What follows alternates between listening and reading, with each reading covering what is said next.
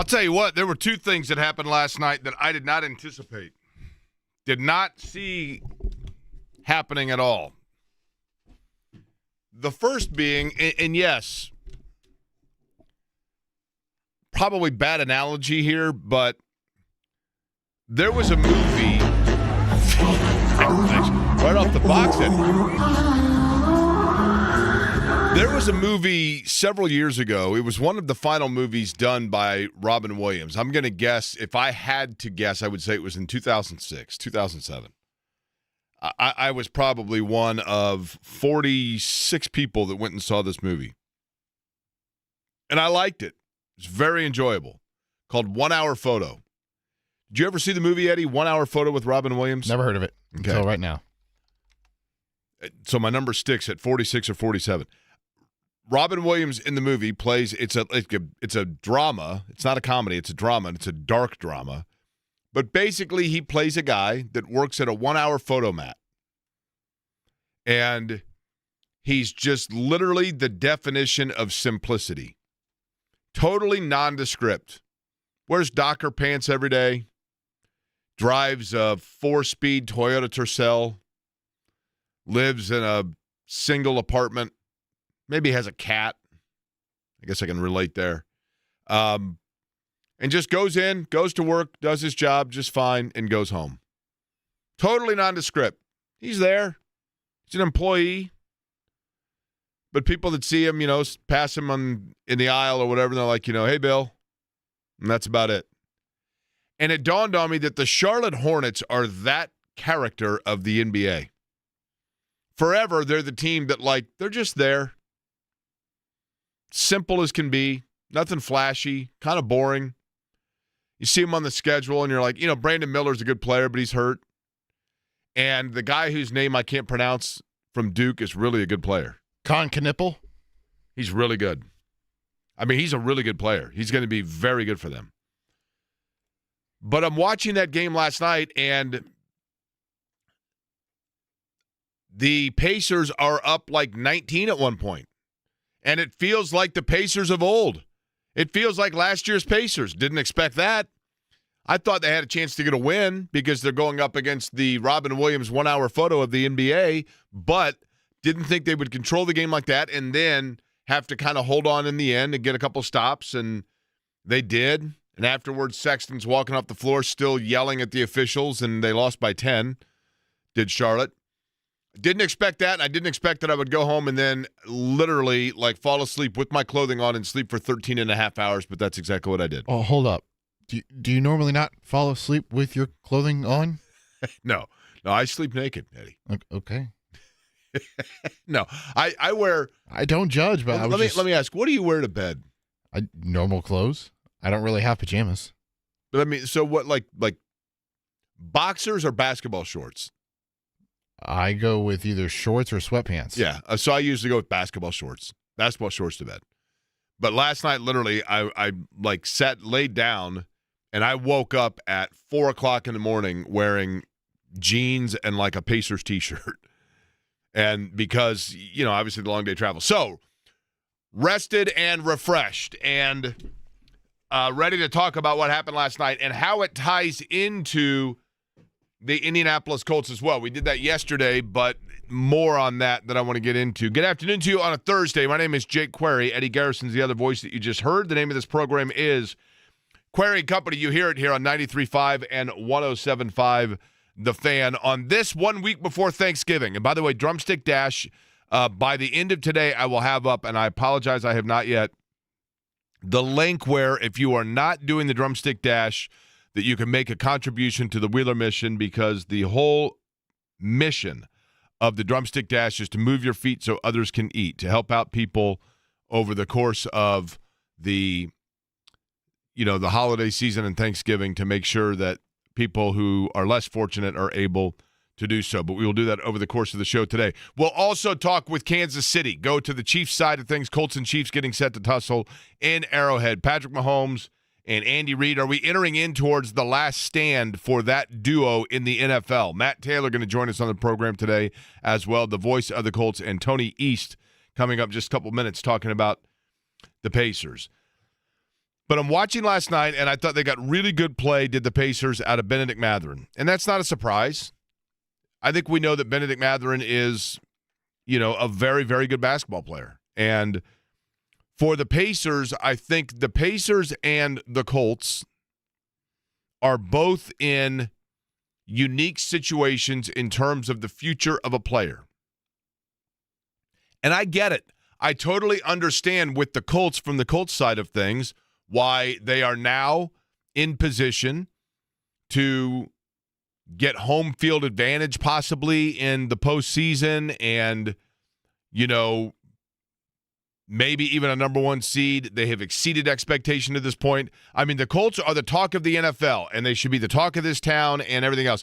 And what's great about it is the Colts have had this year where it almost feels like now we're done talking about or anticipating with games going into it like, wow, I mean, we're surprised by this. No, like now we're talking about it just as if we're almost complacent with the level of success they're having. We're back to the form of being the franchise that you expect them to win every Sunday. And it didn't take long to get there, but we got right back into that form because we've known that as this franchise for this fan base in different eras over the course of time. And that's where it feels like it is with the Colts. And that is, of course, because of the play that they've gotten out of Daniel Jones, notably. And it seemed, especially when they made the trade for Sauce Gardner, a foregone conclusion that the Colts have made up their mind at the quarterback position and that Daniel Jones is their guy. And I think we can safely say that.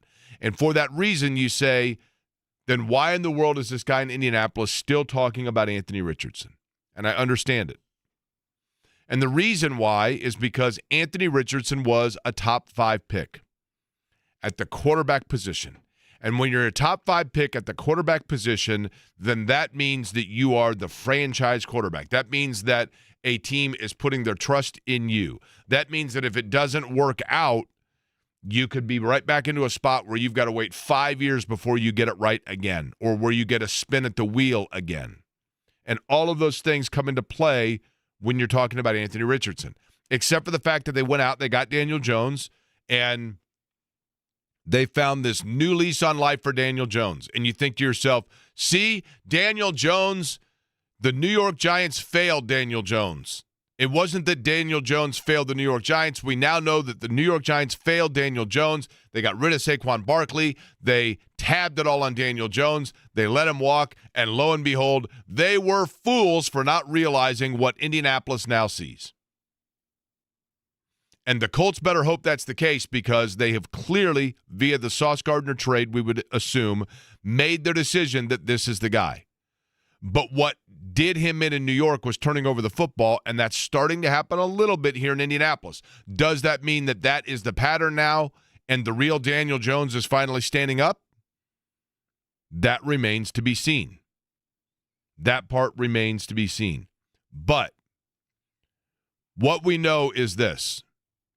The Colts clearly are in position now where they have moved on from Anthony Richardson. And Anthony Richardson, that's not to say he's a bad player. Anthony Richardson may well be Ben Mathurin because Ben Mathurin's a very good player. And last night, Ben Mathurin lifted Indiana to a victory. Played really well and has been the good teammate, good soldier all throughout. But I think everyone knows that once Tyrese Halliburton comes back, and once Obi Toppin comes back, and once Aaron Nesmith comes back, and once Pascal Siakam is towards the end of his, next season, also with the possibility that you could have a lottery pick in the mix, the way that the Pacers want to ideally play, the system they ideally run when Tyrese Halliburton is on the floor, is one that I'm not going to say Ben Mathurin can't play with. That's unfair to Benedict Mathurin. But it doesn't showcase or highlight or utilize the things about Ben Mathurin that make him special. And so, therefore, Mathurin becomes a guy who, let's not forget, when they drafted Ben Mathurin, it was the highest the Pacers had made a draft pick in some 35 years. That means that you have a different approach and a different outlook on that player, just like you do with Anthony Richardson. It becomes a different story, and it gets analyzed a different way. But what I was thinking about as I was watching all of this yesterday was this, and that is that Anthony Richardson, like Ben Mathurin, the Pacers are in a situation this year with Ben Mathurin where it might be in their best interest to do what they're doing right now, and that is going out and playing in games and letting him do his thing and even winning games with him, but you are increasing his trade value. Now, I have no indication, no reason to believe definitively that the Pacers are going to trade Ben Mathurin. But it certainly feels that way because they're going to have opportunity to, A, draft perhaps, say, Ben Mathurin's replacement. And by that, I mean a 6th, 7th guy, an athletic guy, a guy that you don't have to plug in right away and put in as a starter. And they're going to have, one would assume, a slot where they're going to be able to draft a really good player. And then you flip Benedict Mathurin and you trade him off to a team that has a ready-to-play now insert at the stretch 4, stretch 5, Miles Turner replacement, and then boom, next year, plug and play, you're back to the system that you were able to play a year ago. And with the Colts, it would assume that if, in fact, Daniel Jones is their guy, and again, the trade would indicate that that's the case because they don't have a first-round pick the next 2 years. That's the area where you would be drafting a quarterback if you need to move on with your franchise. Because of the fact that they traded away those 2 picks, that would indicate we know Daniel Jones is our guy. And they're hoping on a wing and a prayer that these turnovers that have popped up a little bit are the anomaly, and that what we have seen through the first 3 quarters to this point of the season are the Daniel Jones that they get, right? But what's interesting is this. Ben Mathurin is a player whose skill set might have, of the Pacers' current roster, not excluding Tyrese Halliburton here, but the skill set of Ben Mathurin may have the most translatable plug-in versatility of roster that he could go to of anybody on that roster. In other words, if you were to take 15 general managers and say, which guy on this team, this Pacers roster, not named Tyrese Halliburton, most translates into the style that you play. I mean, obviously Siakam is an all-pro player as well, but they would say, well, you know, Ben Mathurin can be plugged into the highest number of rosters where he has marketability. He absolutely has marketability. And between Daniel Jones and Anthony Richardson, the quarterback of those two that would probably right now have the most translatable or the intriguing intriguing skill set to a higher number of franchises is actually probably Anthony Richardson. And hear me out. I realize to this point Richardson has not set the world afire. I realize to this point there has not been a lot done that increases his trade value. And he is right now out with an injury that changes everything because we have no idea what the long term of that is. But in terms of his skill set, I think what you're seeing is Daniel Jones is playing in a symbiotic relationship with Shane Steichen, and what you're seeing on the floor on the field with Daniel Jones is the result of a master in the lab, a Dr. Frankenstein that is creating his monster, and I mean Shane Steichen. I think Shane Steichen is such a walking, not unlike Rick Carlisle. Shane Steichen and Rick Carlisle have one thing in common, and that is that they are master brilliant, push the right buttons and figure out guys that play a system that is different than what you see in the rest of the league. And guys that can play in that system are really good for the team that they are coaching. But it doesn't mean that they are awakening a skill set that is immediately translatable across the rest of the league. And with Daniel Jones right now, look at the quarterbacks. When Daniel Jones was selected as the starting quarterback of the Colts, it knocked everyone by surprise. Guilty as charged right here. I'm holding up both hands. Guilty as charged. I thought for certain Anthony Richardson was the guy because of the fact that, like I said, when you're drafting a guy in the top 5, that's got to be your guy. When you're drafting in Benedict Mathurin's case for the highest, that needs to be your guy. unless you have a coach that has come up with a system that has all kinds of numbers running through his head, that is a Dr. Frankenstein in the lab that is saying, but I'm going to create a monster that nobody else has seen before. And the Pacers had it last year. And the way that they made that run through the playoffs and everything came together once they were healthy, and they were playing at a pace that set the rest of the NBA on its ear. And it's a copycat league. And what's going to be interesting is once Halliburton comes back, has the rest of the league caught on to that? Has the rest of the league in that copycat league now gotten up to speed in this fast-paced style that they play? But Rick Carlisle was such a brilliant mind that he was able to come up with a style and a system that took the rest of the league on its ear. And Shane Steichen is such a brilliant football mind. He's such a brilliant football robot, such a brilliant football scientist, that he needed a quarterback that could carry on that same brilliance and have those same numbers running through his head and be literally like a word processor or a math machine that could walk up to the line and go, and process everything instantly and spit it out. And that's not to say... that sounds a little bit like the translator from our elixir. It does sound a little bit like the elixir, does it not? It does. You walk up to the line, and then that's what goes through your mind, right? Yeah. That's what they're hearing in their head. It's just like the elixir, which, by the way, I've got to pay for a new month for that. Thank you for I just got the subscription renewal yesterday. But look at the quarterbacks that Shane Steichen has.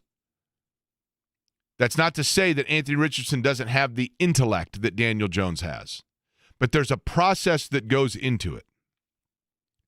Jalen Hurts had it. Jalen Hurts, when he was at Philadelphia and had Shane Steichen, look at Jalen Hurts' background. Jalen Hurts played collegiately with Brian Daboll as a coordinator. Jalen Hurts played collegiately with Nick Saban as a head coach. Jalen Hurts played collegiately with Lane Kiffin as a coordinator. Jalen Hurts played collegiately with Lincoln Riley as a head coach.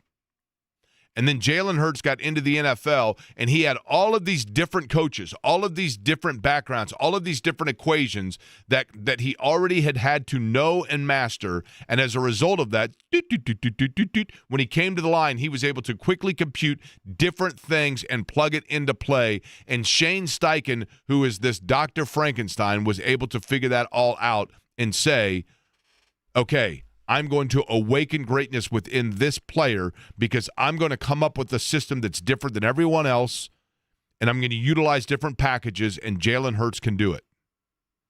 And this year, when he was looking at the quarterback situation, he had Daniel Jones, who had been coached by Cutcliffe, who had been coached and worked with, wait for it, Brian Daboll, who had different backgrounds and different processes that he knew and could interpret and could see and could immediately go to the line and spit out that mathematic number and that brilliance like the Pacer players were able to do with Rick Carlisle.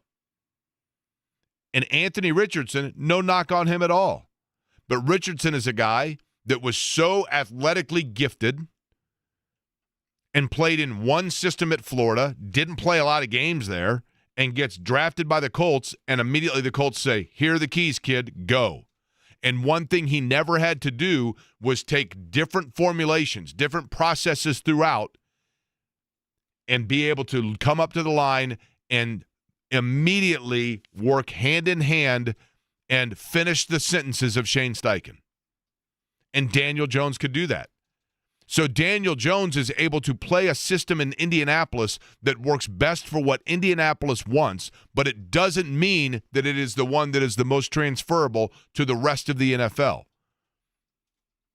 And I think Richardson is a guy that can perhaps do that. He is like Ben Matherin. He's a guy that has an ability to go in there, and he has such an elite level body and athleticism about him, he can give you good numbers.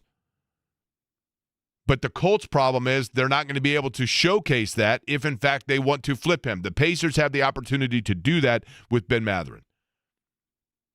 The Anthony Richardson of the NBA also might, to an extent, be the guy that we saw in Charlotte and LaMelo Ball.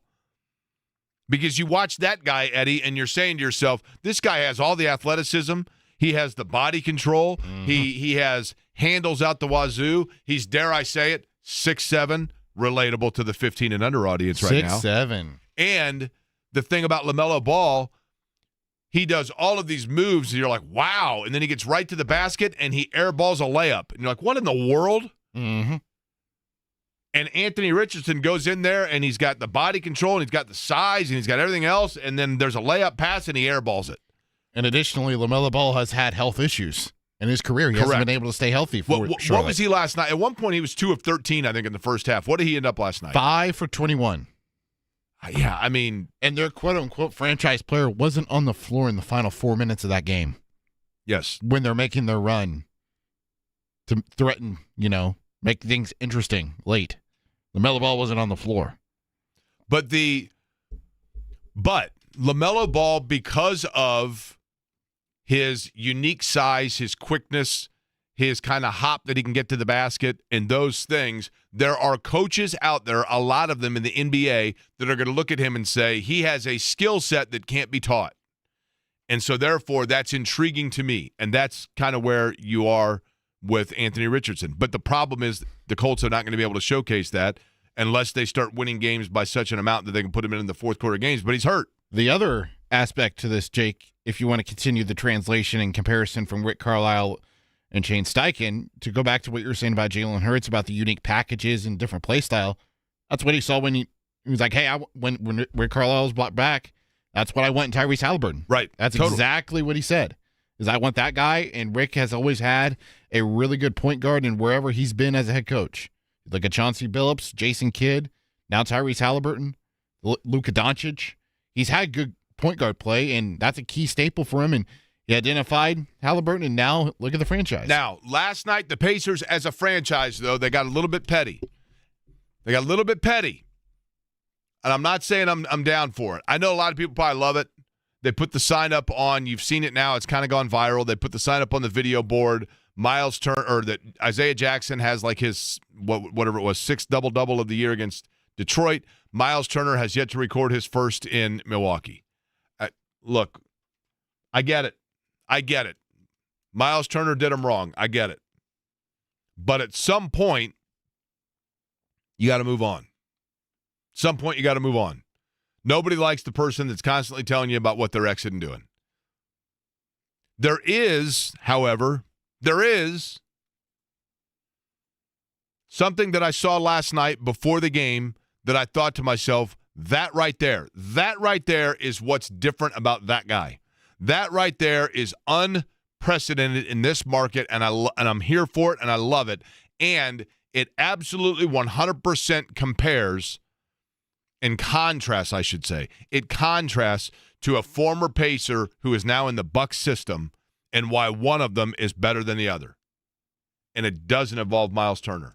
I'll explain what I'm talking about, and Tony East of Locked On Pacers joins us next.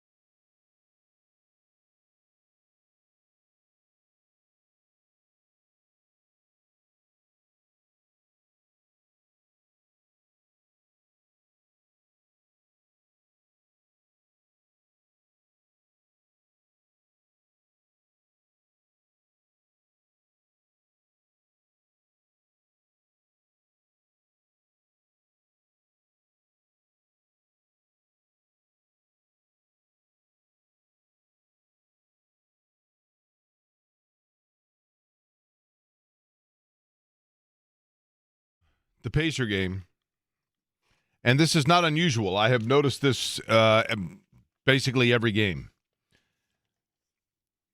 Right obviously very fortunate the way that I go in, but there's a kind of a walk tunnel the players go down, and there's fans all lined up there. And virtually every time I'm down in that area, I see a huge two things that are glistening.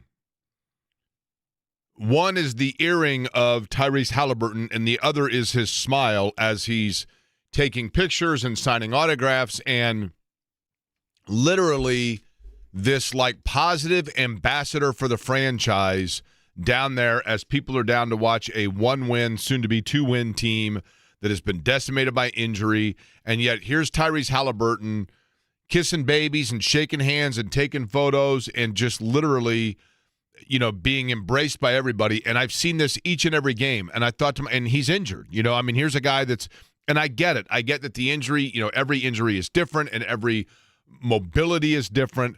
But all I could think to myself is, how different is this than when Victor Oladipo had injury and was down in Miami and they couldn't even get him to come back on time to sit on the bench for game 1 of a playoff series game against Boston.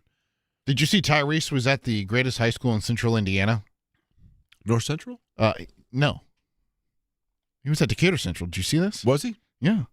He went to my elementary school like 3 weeks ago. He gifted the entire Decatur Central boys basketball team his Hallie Ones or whatever they're called. That's very cool. Yep. Very cool. And I don't mean that as much to knock on Victor Oladipo on this find somebody in the Bucks organization that used to play for the Pacers and make fun of them day. But Oladipo now, by the way, playing in the G League for Milwaukee's G League team to work his way back from injury. But I just found it interesting because Halliburton is a guy that is out for the year, and yet he is there and maintaining this positive vibe, which is kind of what the Pacers saw in Tyrese Halliburton when they brought him and plucked him out of Sacramento. Joining us now on the Java House Peel and Port guest line. JavaHouse.com is the website. Use the word Jake, that's my name in the search bar, and you can get the fan bundle. That is instant peel and pour coffee, instant hydration with the liquid science, and instant energy with Wrangler Energy. And Jake 25 gets you 25% off all of it. But from Locked On Pacers, Tony East joining us now. Tony, last night I thought a game where Benedict Mathurin continued to show that, he is obviously a special player and a guy that has a unique ability to score the basketball. I still wonder and maintain, is Benedict Mathurin a guy that is going to be that kind of a player for the Pacers beyond this season? That's the question, and they can't even answer it right now, right? Because what they've needed him to be right now is not that type of player. Like all the questions we talked about when it comes to his fit and how he'll be used for the Pacers next year, when they're presumably running and gunning again, they can't answer. They haven't been able to play that way, and they've needed Ben Mathurin to just be Ben Mathurin. Go cook, go be your defender, go draw a foul, go score some points. Honestly, and maybe this is just masked by good shot making and actually winning a game, but last night felt more like a blend. Like it didn't feel, there was no stretch of the game where Ben Mathurin was just in takeover mode and had 10 points in 45 seconds or something. And he still finished with 24 and had the biggest defensive play of the game in a win. So that, last night's game, is the type of game I think that both parties will hope to see more of, where he still leads the team in scoring and has an excellent night, but also does a bunch of other things the team is really proud of. After the game, Rick Carlisle obviously talked about the chase down stop or whatever it was. I don't know if he actually blocked it, but also mentioned that during the game, he said to Mathurin, hey, you're not defending well enough. You need to do this and that better. And he thought he did, right? That's the kind of stuff that will matter for him beyond scoring 24 points and will be valuable to the Pacers next season when Halliburton is on the smiling, glistening, earring Halliburton is back on the floor again.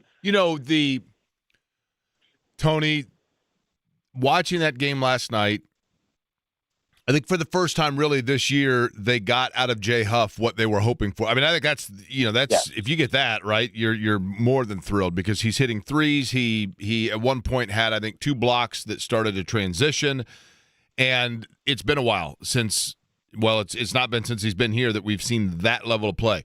Is that what they truly believe he can be, or was that the anomaly and even above and beyond what they expected? I mean, that's probably above and beyond expectation.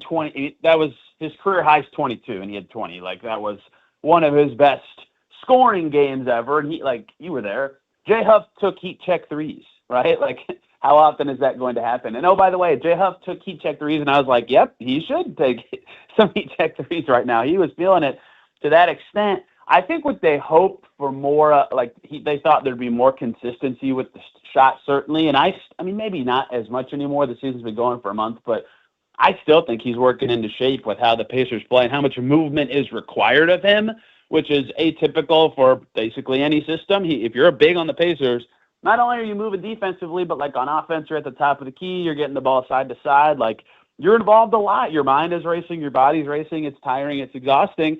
And we wrote about it before the season. Like, that was a thing that they noted about him, was conditioning was a thing that mattered in a negative way for him early.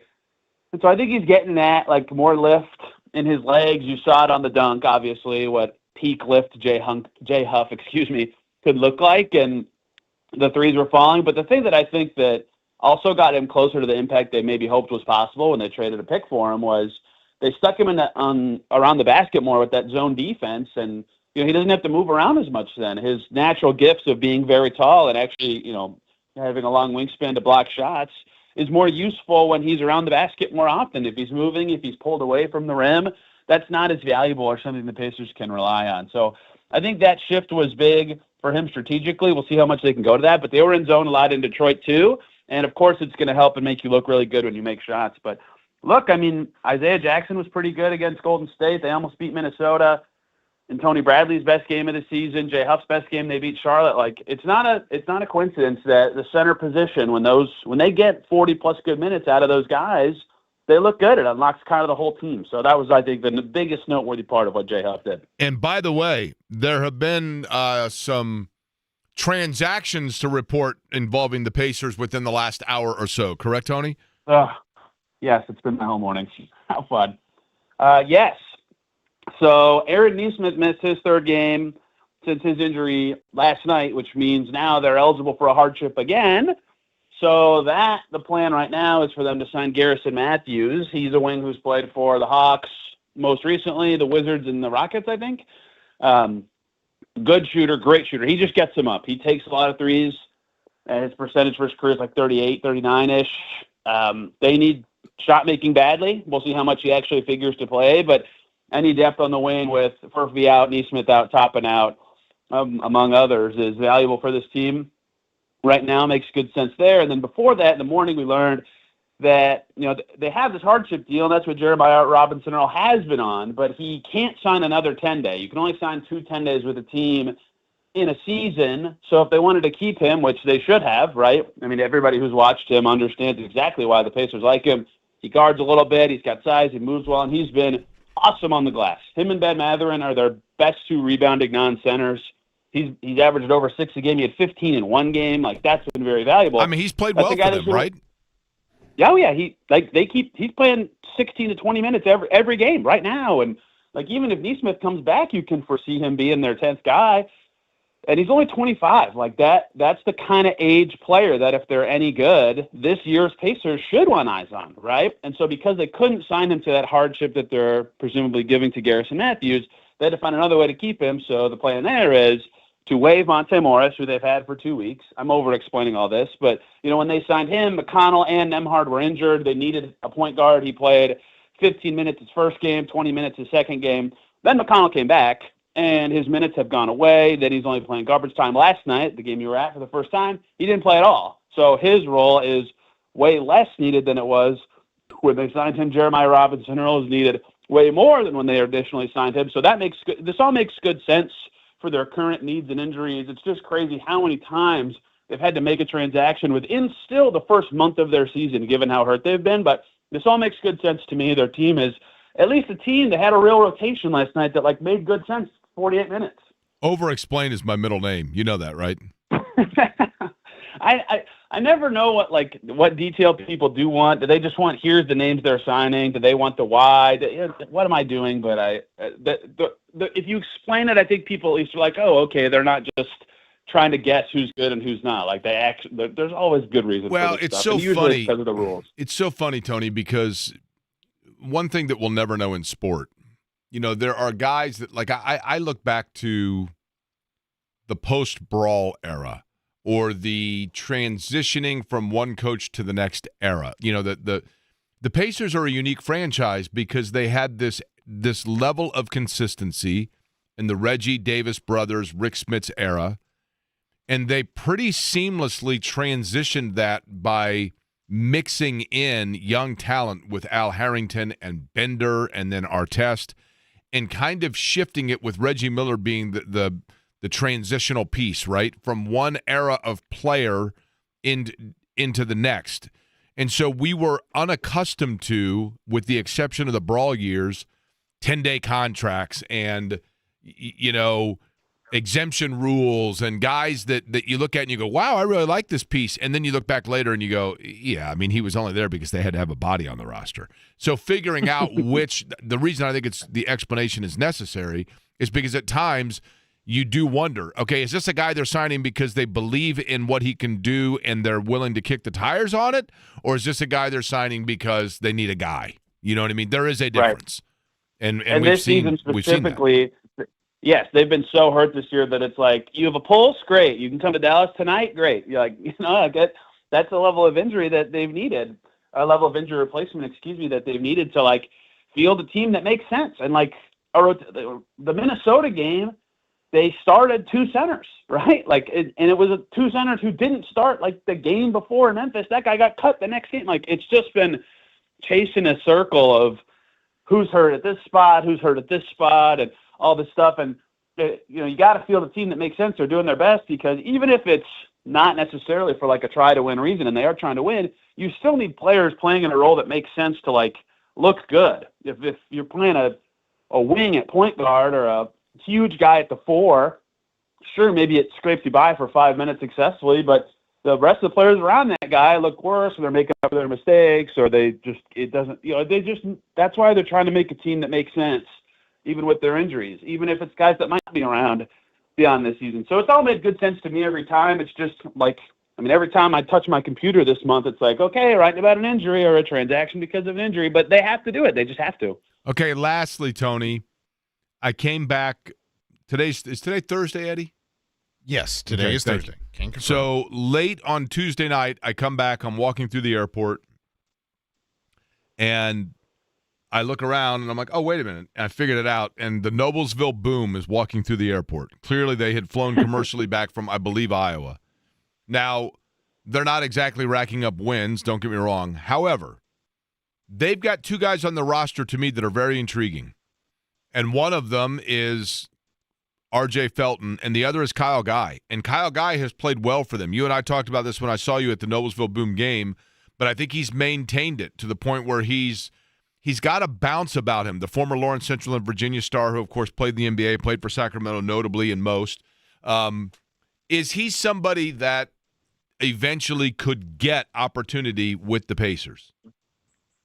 Man, every year they've done, almost every year, I guess, I think every season, since the installments of the two-way contract, the Pacers have called up somebody, I think. I don't want to list every single one here because that'd be a giant waste of everybody's time, but they have either, provided that carrot or used the G League as a legitimate resource for team building, like, every year, whether that is what you said. Like last year was Jahlil Okafor got that 10-day, and, right after the All-Star break, like, he was playing good center minutes for them. And this kind of season where things are really sideways is a good chance to look at someone who's in that situation. And Kyle Guy has been, I think, their second leading scorer. Jalen Slauson scoring like 1 billion points a game right now for the Boom, even though they can't win a game. So, yeah, certainly if he keeps playing well, I don't think he's two-way eligible, which hurts these pursuits of, getting a guy a call up from through G League to the NBA. But, yeah, he's playing really well, over 22 points a game. And I don't know if you saw this when you got back. He got invited to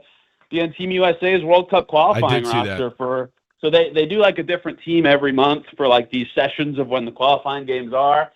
So that's a huge loss for the Boom, right? They can't win a game, and one of their best players is gone for now, I think, 3 games and a week of practices and such. But he's playing that well that he got that kind of opportunity. So, yeah, certainly worth keeping an eye on. And, RJ Felton, I don't think he's played yet. I think he's injured so far. Like, they too have been fighting injuries. Felton played in that game but, in their opener, their home opener for certain. Yeah, I don't think he's played in every game for them. They've been like signing guys so they can feel the roster level of hurt. So yeah, it's been a challenge for them, and they already had to sign somebody because they were losing Kyle Guy. But presumably he will be in the mix for that. Could get a call up situation that the Pacers always find themselves in, and that's why watching the Boom was fun. You never know which one of these guys one day is going to be. What are those guys on the making? Pacers are helpful. They just had I don't know if CBA is the right word, but the G League Players Association finally agreed to like a real term of, labor laws with the G League. And so I think the minimum is 45, 50,000. And if you're a 2A guy, you're making like 500 something. And usually it's somewhere in between where it's a little more than 45, but you're also getting like a bonus from your NBA team, and there's travel per diems and all that kind of stuff. So yeah, it's getting more and more every year. By the way, this weekend, 2 opportunities to see the Boom up at the arena at Innovation Mile. Mm-hmm. And the fun thing about that is the Innovation Mile, you get to see all of it because it takes 25 minutes to drive that mile to get into the arena, as Tony knows. Park at the hotel across the highway and walk, and you'll make it a little faster, I think. Yeah, that's the only thing, because the arena is awesome. The seats, it's very affordable. So it's a great great chance to come out and watch Saturday and Sunday. Sunday is a 3 o'clock game. Saturday night, 7 o'clock. The Boom are in action at home. Tony, appreciate the time as always. You got it. Thanks for having me. Welcome back. Thank you. Tony East joining us on the program. We come back. Something caught my ear where I thought to myself, wait a minute. There's a quarterback in the state of Indiana that reminds me of a quarterback that played in Indianapolis. And I mean that in a good way. I'll explain.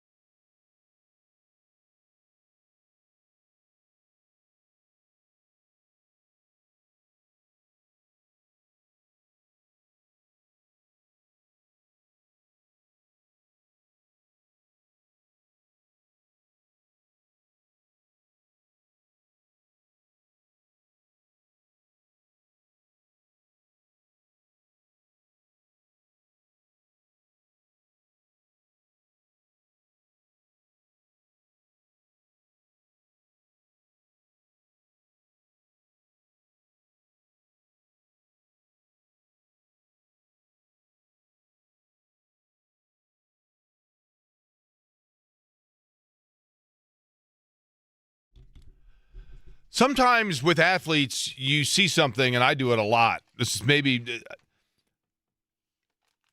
what I always found interesting is when you see somebody and you say, boy, that guy reminds me of so-and-so. Or, hey, anybody ever tell you look like such and such? And I read some article somewhere that said that if you have the propensity, if that's the right word, to do that kind of a thing, it means you need to get out more. And I thought, or maybe it means that you're out all the time and you see so many people that eventually you start seeing people that like look like others, right? But in sport, a lot of times, and maybe this just means that you've watched a lot of sports, you see an athlete and you say to yourself, that reminds me of somebody. It reminds me of somebody. Or you hear something about them and you think, this reminds me of somebody. Fernando Mendoza is having a brilliant season for Indiana. I think at this point he should be the front runner for the Heisman. I mean, that is no disrespect. For whatever reason, Ohio State fans, who have no reason to be the most insecure group of fans in college athletics, but they are, for whatever reason, they take it like that when you say that Mendoza should be the Heisman front runner as some sort of attack on their quarterback. You know, if you look at Indiana and the year that Mendoza's having and the plays that he's made, and yes, there are times where he has to take 2 steps forward because he had just previously taken a step back. I get it. But he has answered the bell seemingly every time, and Indiana is unblemished. So too is Ohio State. I get it. They're in the same conference, so there's going to be comparison. I get it. They're the 2 front runners right now for the Heisman. I get it. The difference being this: if you were to extend the Heisman balloting or race into, say, a top 5 or top 10, then you start getting into the names of the people that Julian Sayin of Ohio State is throwing the ball to. He's throwing the football to 2 guys, maybe even one of them's hurt, but they have multiple receivers and weapons at Ohio State that are going to play on Sundays and could play on Sundays this year if they had chosen to do so or if it was legal to do so. Mendoza, no disrespect in any way, shape, or form to Elijah Surratt, who's been fabulous and is going to work his way, play his way into the NFL. Obviously, Cooper Jr. has made the catch of the year, the catch of the lifetime for Indiana against Penn State.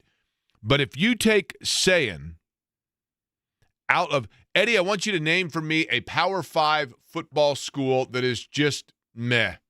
Not one of them that you don't even know what they're doing this year, but you're like, yeah, maybe they'll end up in the Little Caesars Bowl. I don't know, but like they're fine. But I don't follow them much, but they seem to be okay. Kansas State. Kansas State, thank you. If you take Kansas State's quarterback, pluck him out of Manhattan, Kansas, and you put him on the Indiana roster right now, Indiana's probably 7-3, 8-3, whatever. You take Kansas State's quarterback, pluck him out. As a matter of fact, I think they did exactly that a year ago. Plug him in at Ohio State. Ohio State, guess what? Still unbeaten. That's the difference.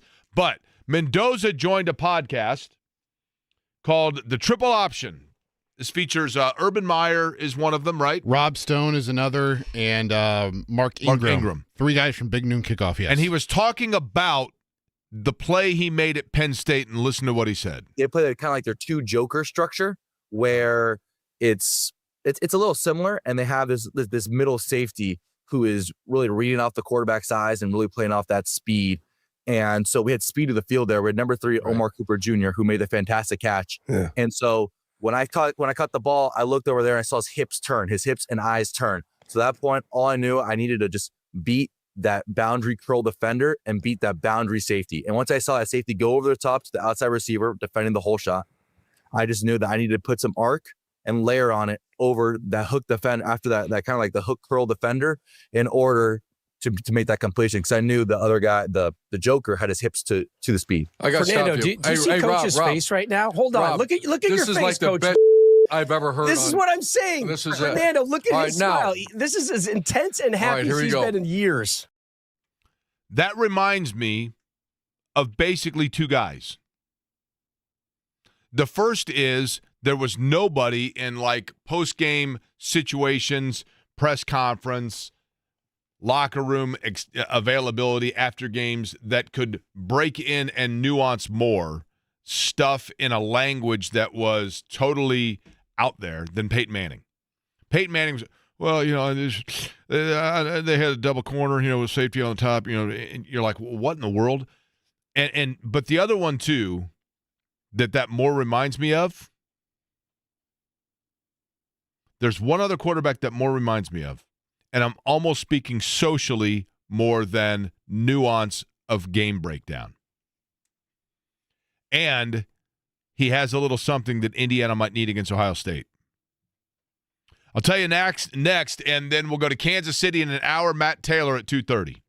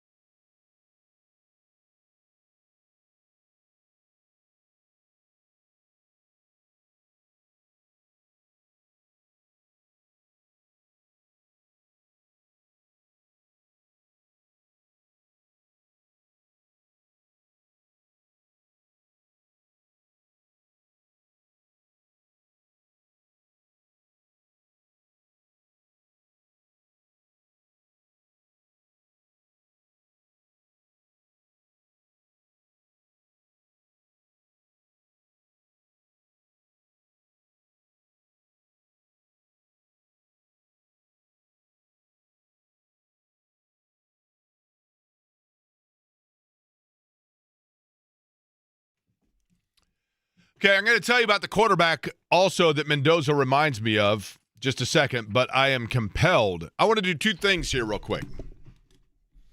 The first is this. Remind you that Monday, we are on the road. Indy Ignite are holding their draft party. They're doing it up in Fishers. Yes, Eddie? I saw you leaning towards the microphone right there. Not quite 500 miles. Correct. Right? That's correct. Yeah. Parks Place Pub is where we're going to be on Monday. And I'm going to be there for the Indy Ignite draft party. You show up in Ignite gear. You're going to get the Ignite picking up your lunch. And we're going to sit there and talk about the fact that they've got a couple of draft picks. I was so blown away last year with the Indy Ignite. I think I ended up going to – they had the All-Star game here at the Fishers Event Center, and I think we went to maybe 4 matches, and it was an awesome environment. I mean – Now, how many times do they paint to you as like Jake Query with the celebrity? You know, they never did. They at one point – You know, except I do recall the very first home – are those matches? Volleyball's a match, right? Yes. One of the first matches that it was airing on, I believe, CBS, and you and Shannon. RTV6. Yes, RTV6. You and Shannon were right there behind, whomever's serving, and I think it was Jack Kaiser who was on the call. He goes, we got a couple local celebrities here. There's Jake Query from 93.5, and one was 7.5, Really? The Fan in the back. Yes. Well, that's cool. Did he recognize that Shannon's a local celebrity? I don't think he realized who Shannon was. Unfortunate for Shannon. noted One of the rare J&B times. listener Shannon Walsh sitting in the front row, right? Yeah. They also put your name in the same sentence as like Kenny Moore and Quiddy Pay. Oh, yeah. Really? Yeah. Blue, yeah. Well, that's fun. I'm very flattered by that. It's a season of holidays, Jake, and as they say with the Grinch next month, your head just grew 3 sizes with that compliment. Thank you. Okay, season of holidays is correct, which takes me to the next thing, and that is Thursday, Drumstick Dash, week from today. And I will, by the end of the show today, have a link up where you can make a donation if you would like to the Wheeler Mission, because we are doing all of this as a fundraiser for the Wheeler Mission. And then after Thanksgiving, I will start really heavily hitting about the Hope for the Holidays and helping out with the children at Firefly and the families in need during the holidays themselves. But that song reminds me of the I Will Walk 500 Miles, reminds me of back when that song was out and was so popular, and I spent a summer with a bunch of guys that I'd met here in Indy that were living here abroad from Ireland. And it was so much fun, just the cultural differences and having fun with them and everything else. And I've always enjoyed just that the interaction that takes place with people that you just pick up little things. And every time I hear that song, I think about that summer. And I didn't know this, Eddie, but did you know that in Ireland, I've mentioned this before, and I don't know that this really is a customary thing, but they claim it was. Did you know that? So we went. Peggy Swearingen's parents were out of town, and so we went to her house for a party. We were all home. It was the summer. It was college age, and one of the guys from Ireland that I brought over to her house for this party came up to me and goes, "Yeah, we went to the market, the grocery store, and bought a huge ham, and we just stuffed it down their toilet." And I'm like, "Wait, excuse me?" He's like, "Well, that's what you do in Ireland. That's a gesture when you go to a party. You play a prank." And I'm like, "Yeah, I don't think that translates here. So we probably should leave." Did they teach you your Irish accent? They were thrilled by that. That's how we became friends. We got the ham in the toilet. We probably need to leave now. Yeah. And I later told Peggy Swearingen about it, and she got a laugh out of it. So all's well that ends well. But I would like to do at this point, we do every once in a while we do this, an interactive Thursday. We haven't done an interactive Thursday in a while. 239-1070 is the telephone number. If there's something that we mentioned on the show that caught your ear, something that you've been chomping at the bit to share, something that you have a question about, 239-1070 is the telephone number on this interactive Thursday. I think we did this 2 weeks ago. Interactive Thursday show. We're doing it today. So if you would like to call in, please feel free to do so. We will be happy to include you as part of the company here on the program. Might even play a little get to know your listener. We're looking for female listener 31. 30. So we're stuck on 30, right? Yeah. Okay, stuck on 30. Now, when I hear Mendoza speak and talking about IU football, which is becoming, and obviously IU is getting him out there. This is all by design. Don't get me wrong. When you start seeing him on national programs and you start seeing him on Fox and doing podcasts and all of those things, This is a push for the Heisman. Indiana has a situation right now where if you look at the history of Indiana football, Antoine Randall got Heisman votes. Anthony Thompson is the closest one and should have won it. He lost to Andre Ware. As a matter of fact, people forget Anthony Thompson's year, he had kind of fallen out of the course of the Heisman race.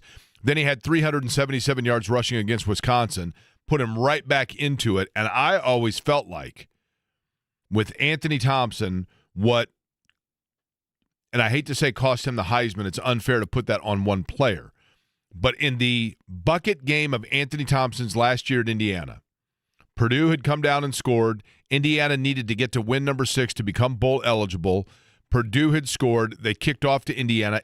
Bill Mallory puts Anthony Thompson in as the kick returner, and he returned it down to, I believe, the 8-yard line. I could be wrong in where he returned it. It might have been further back than that, but it was a phenomenal return. And so Anthony Thompson puts himself in position for Indiana to kick a field goal to win the game, and Scott Bedell missed the field goal. I have always felt if Indiana wins that game and walks it off and goes to a bowl game, Anthony Thompson probably secures the Heisman because he put them in that position. But I digress. When I hear Mendoza in the interviews that he's doing, he has this almost naive level of childlike, and I mean that in a positive way, innocent euphoria about his delivery and a complete naivete as to the intellect he is displaying as he's talking. And as he's answering questions and he's talking about things and he's getting into the X's and O's and he's completely nerding out. He's completely nerding out with football stuff, and he's doing it with a grin on his face under the assumption that everybody understands what he's saying. And very few do. Very few do. One of the things as a sports reporter that, to me, I have most taken away over the years is even players that you look at and you think, well, that guy's not a Rhodes Scholar, and then you hear them breaking down film or game plan or scouting report or offense or defense schematically, and you go, the fact that this guy can process all that is, I don't know how he knows all that. There's no way I could do that. It's like algebra on hardwood or algebra on grass. And Mendoza speaks in that fashion with almost an completely unaware of the intellect that is being displayed. And it reminds me of Andrew Luck. It totally reminds me of Andrew Luck.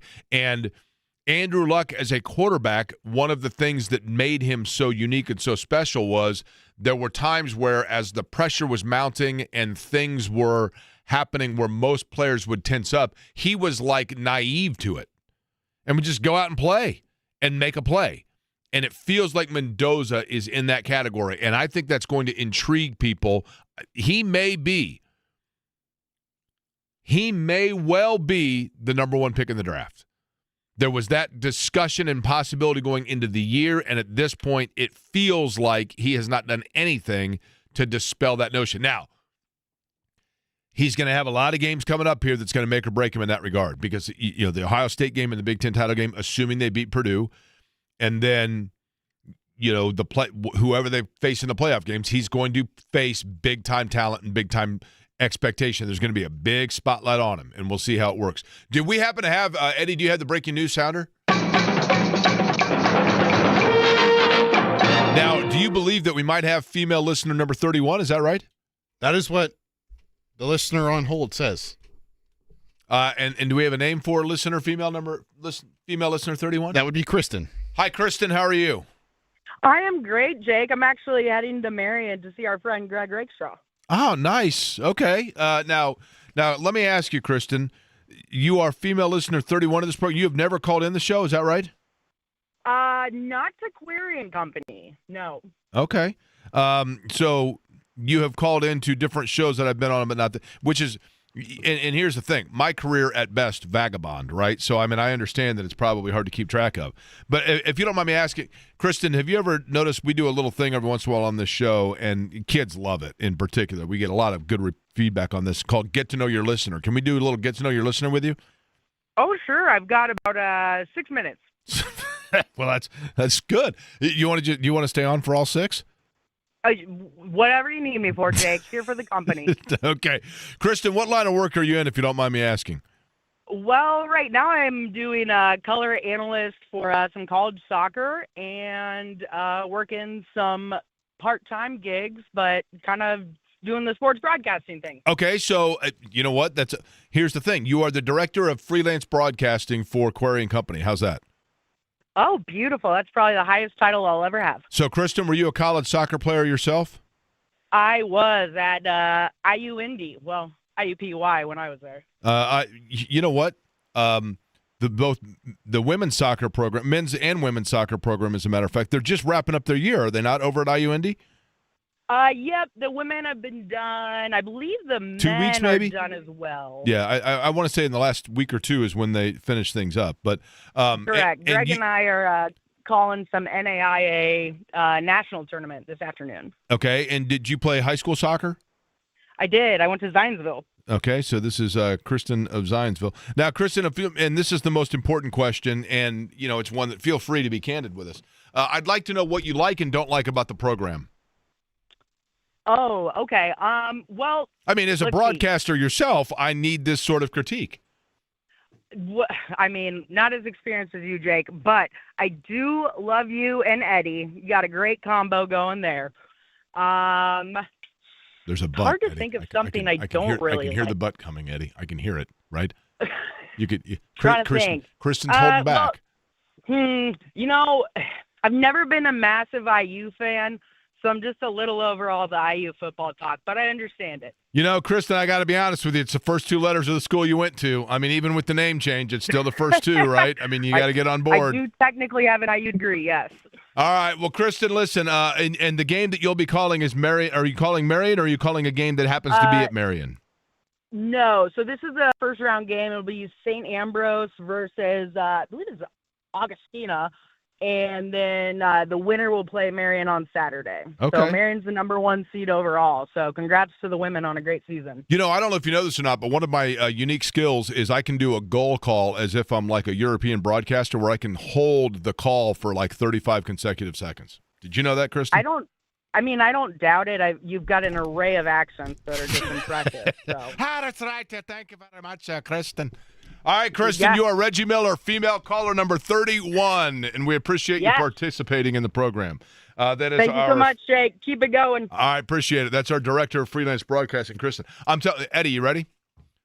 Oh, gosh. We're about to really do this. Go!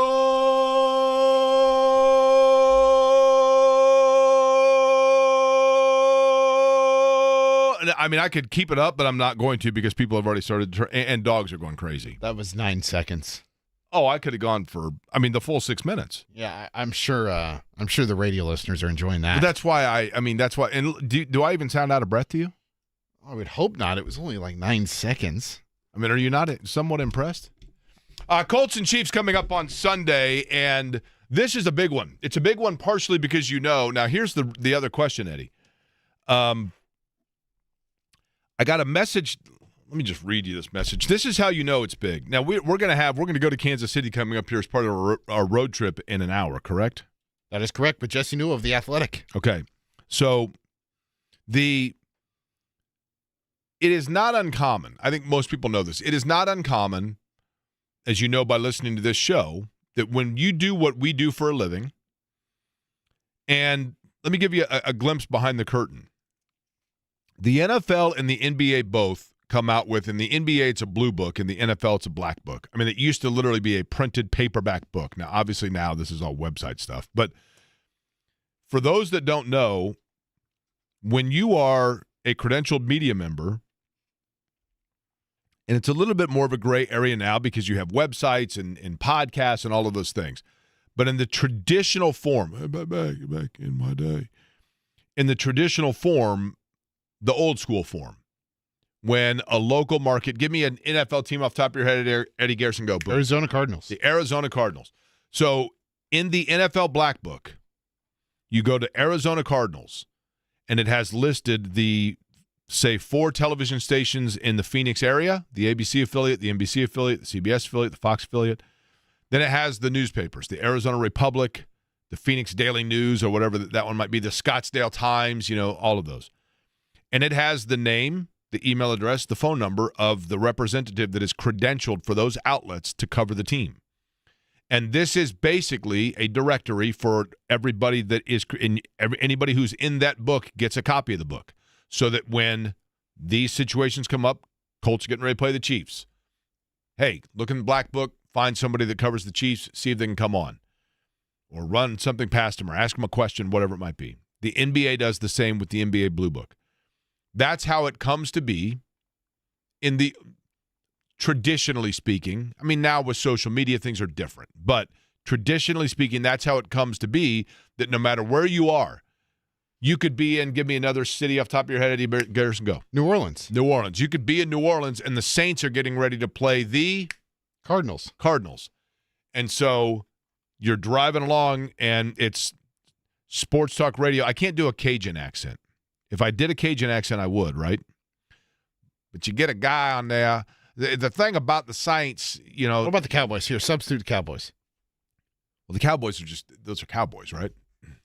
Hey, y'all. Hey, man. We're down here in Dallas.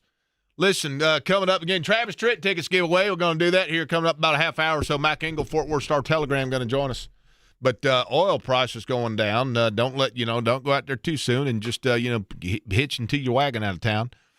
So in Dallas, and, they don't really talk that way, whatever it might be, you hear them talking to the reporter for whoever they're getting ready to play that week. It's been a long time, truth be told, as an Indianapolis. Now, Kevin is kind of the guy for this radio station that's the ambassador for Colts coverage, obviously. Mm-hmm. Kevin Bowen. You see his post-games, breakdowns that are brought to you by the Indiana Donor Network, and, clearly he is the guy on our website that is putting out a lot of stuff, and he's doing the podcast at 1075thefan.com. With me, yeah. Uh-huh. But nonetheless, you start getting requests when the Colts now are relevant. It's been a couple of years since this has happened. Back in the Manning era, back in the Luck era, it was nonstop. I mean, every day you're getting a different request from a different media place, to go on and do a radio hit. Now, I got this one, and I'd like to know what you think the odds are on this, Eddie, or how you would respond to this. Hi, Jake. And look, you want to be accommodating because I know what this is like when you need guests on a show, right? Yes. Hi, Jake. I'm going to change all names to protect identities here, okay? This is Bill with, just give me a random number between a radio station. 47. We'll go with 107.5. There you go. Hi, Jake. This is Bill with 107.5 The Fan in Kansas City. I produce our morning show, and we're wondering if you would make it sometime tomorrow in the 6 to 8 o'clock hour to talk about the Chiefs. Now, Eddie, here's the thing. What do you think the odds are I'm getting up at 6:30 to be able to help out with these folks in Kansas City? Very slim. You're 3 hours into your sleep. That is correct. That's correct. I want to help these folks out, but that's a tough one, right? That's a tough one. That one's going to be tough. But we'll see. We shall see. Will it take you back to your days of doing the morning show? When I did the morning show, 74% of the time that I did the morning show, I actually had not yet gone to bed.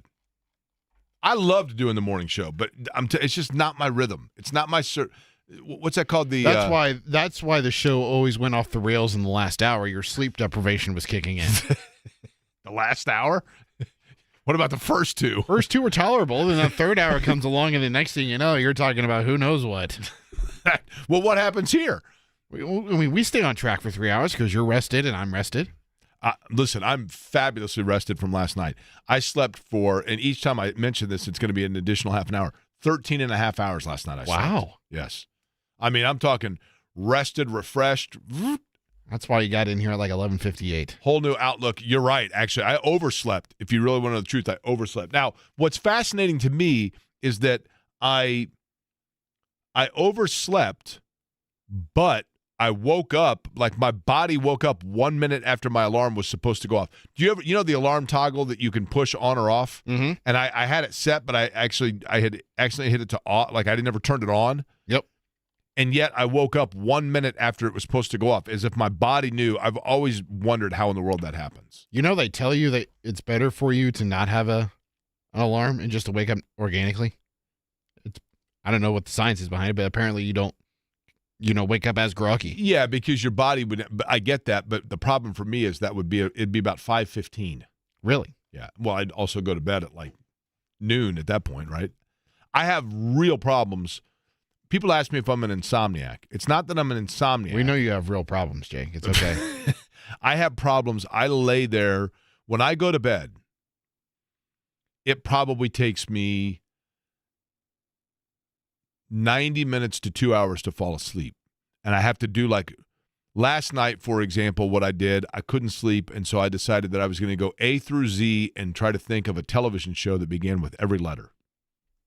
You've done that before. Oh, no, you've done that with Cars. I've done Cars. Last night was TV shows. I got to W, and all I could hear was you playing Welcome Back, Kotter. Really? Mm-hmm. X, I had to go with Xanadu, movie, not TV show. Not the X-Ray Files? X-Files was or X-Files I then did on my second round. I'm like, oh, X-Files. But I went all the way through. I mean, you sit there and... That's right. Do you have Welcome Back, Kotter by chance? You still have that queued up? I do not. It's a fabulous theme song. Fabulous theme song.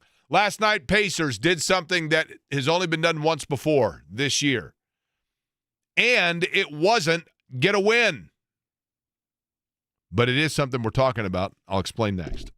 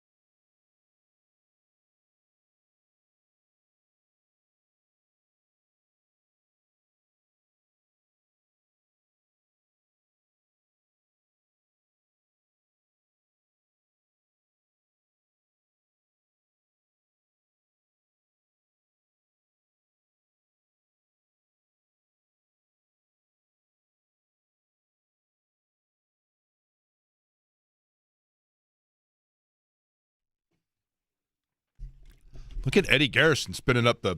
What's our music theme for today? Do we have one? No. My dad would be proud of me for pulling this one out of the archives. Solid. Very solid.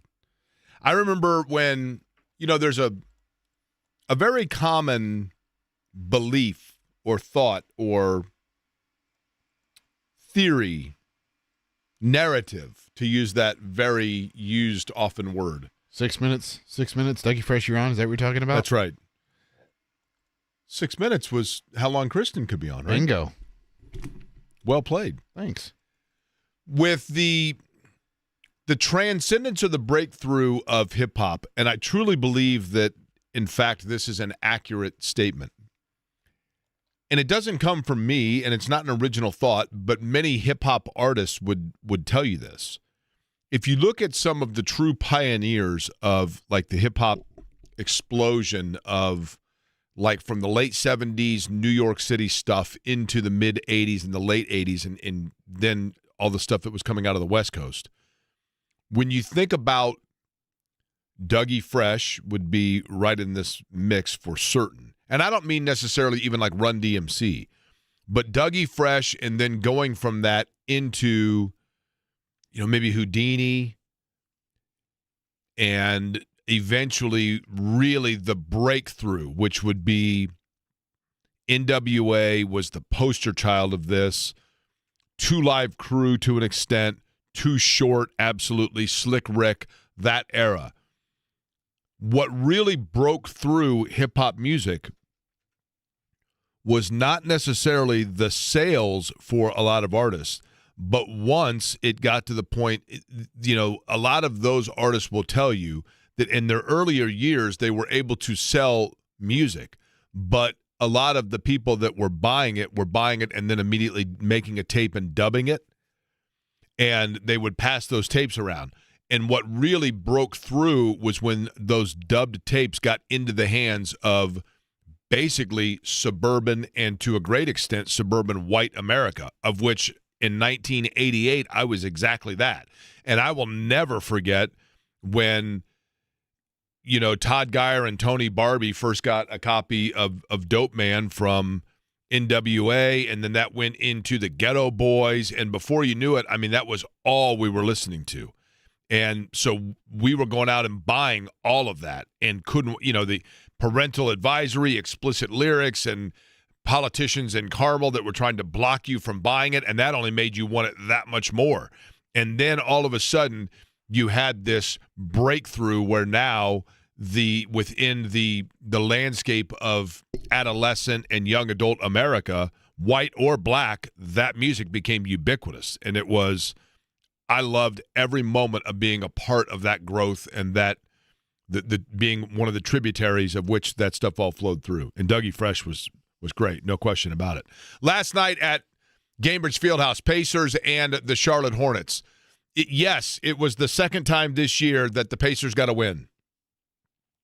Benedict Mathurin played really well. Jay Huff played really well.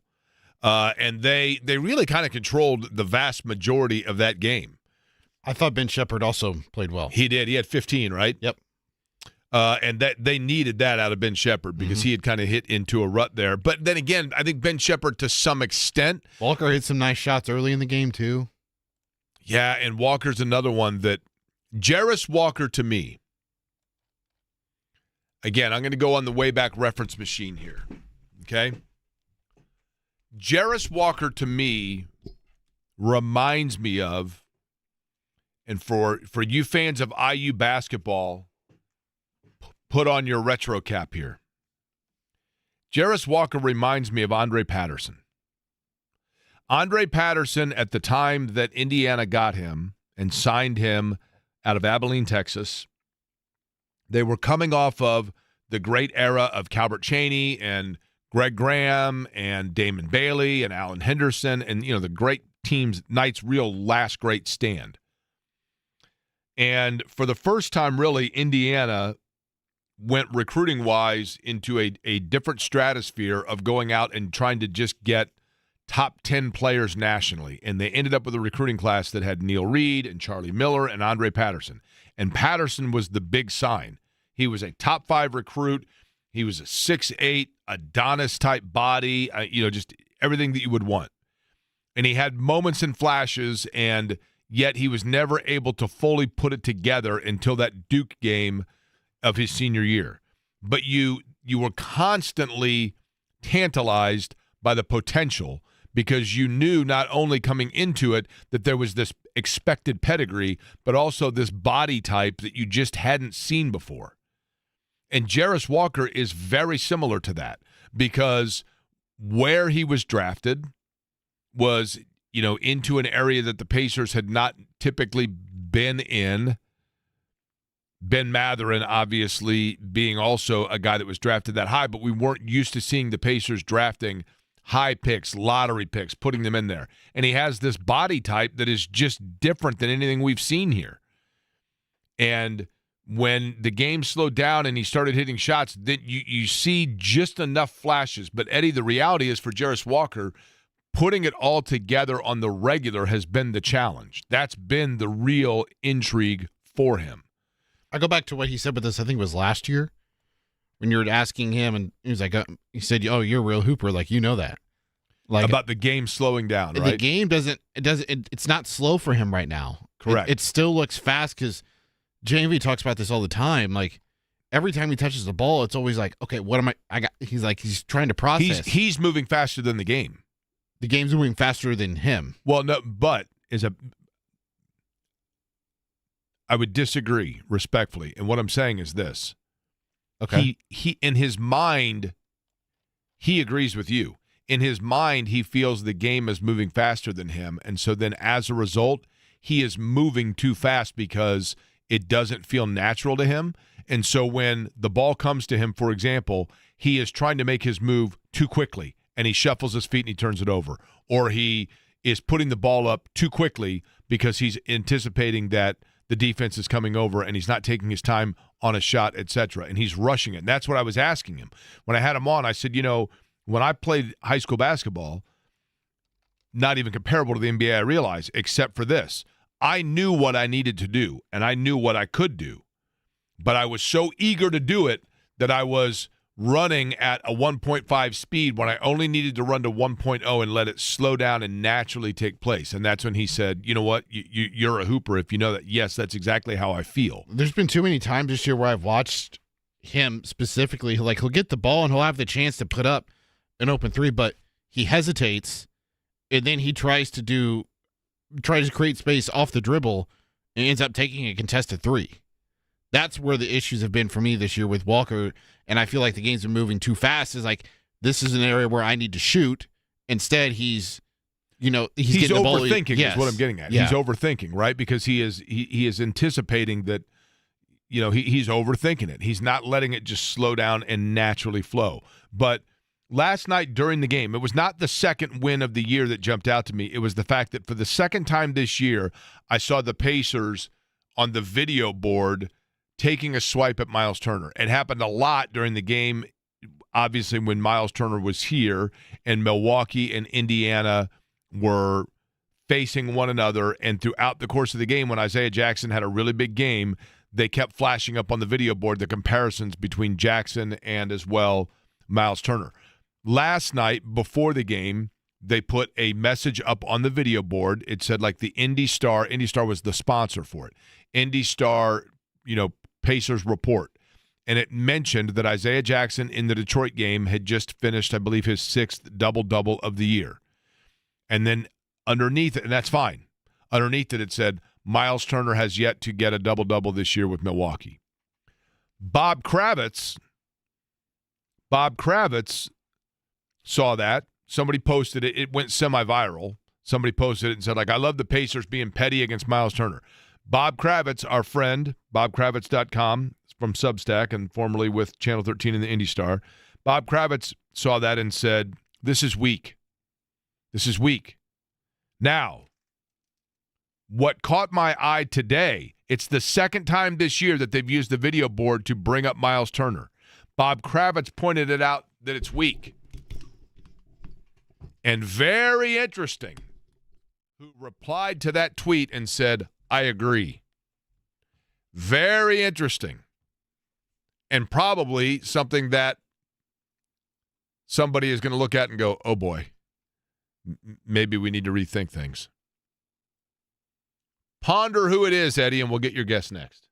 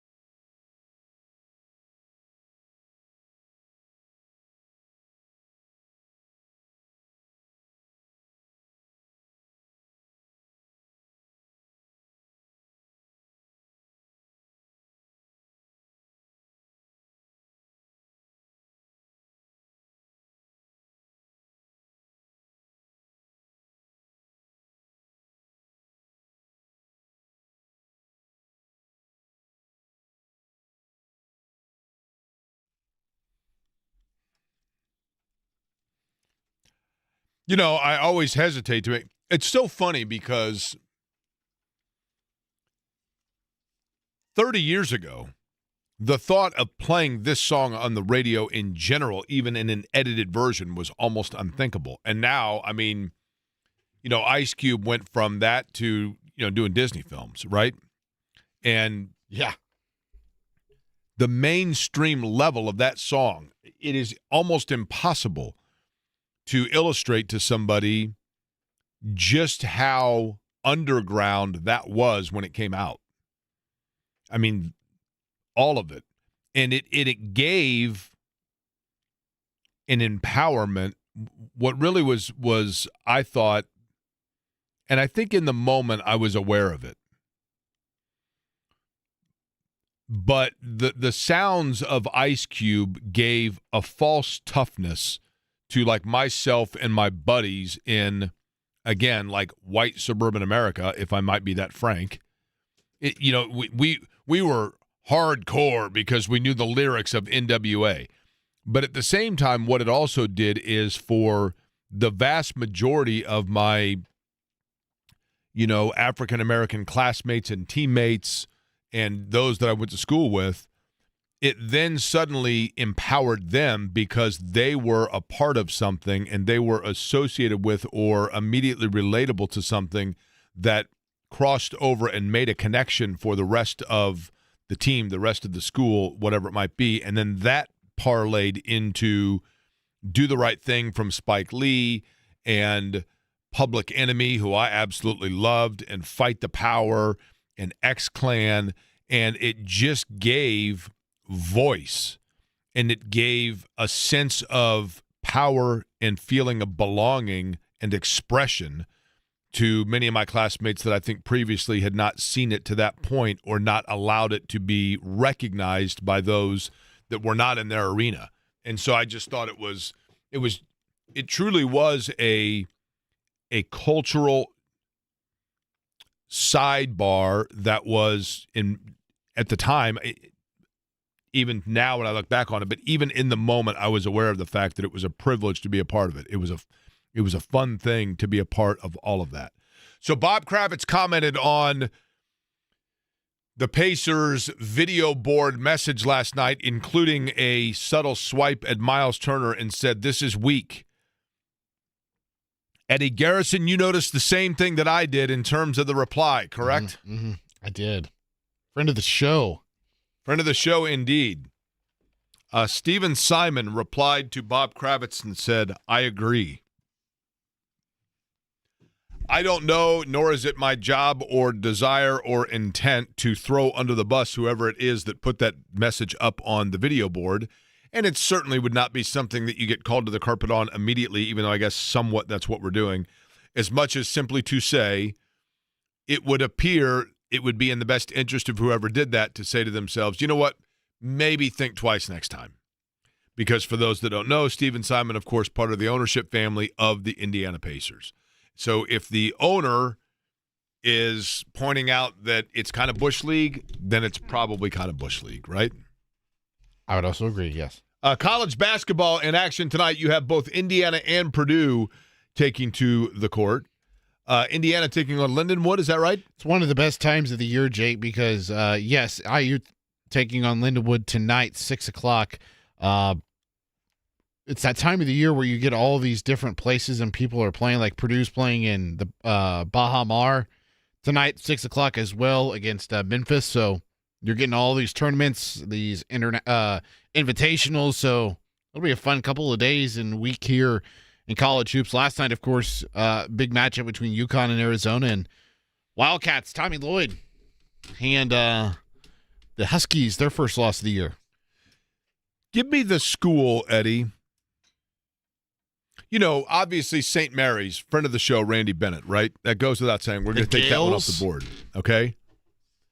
Give me the 2 to 3 college basketball programs that for whatever reason,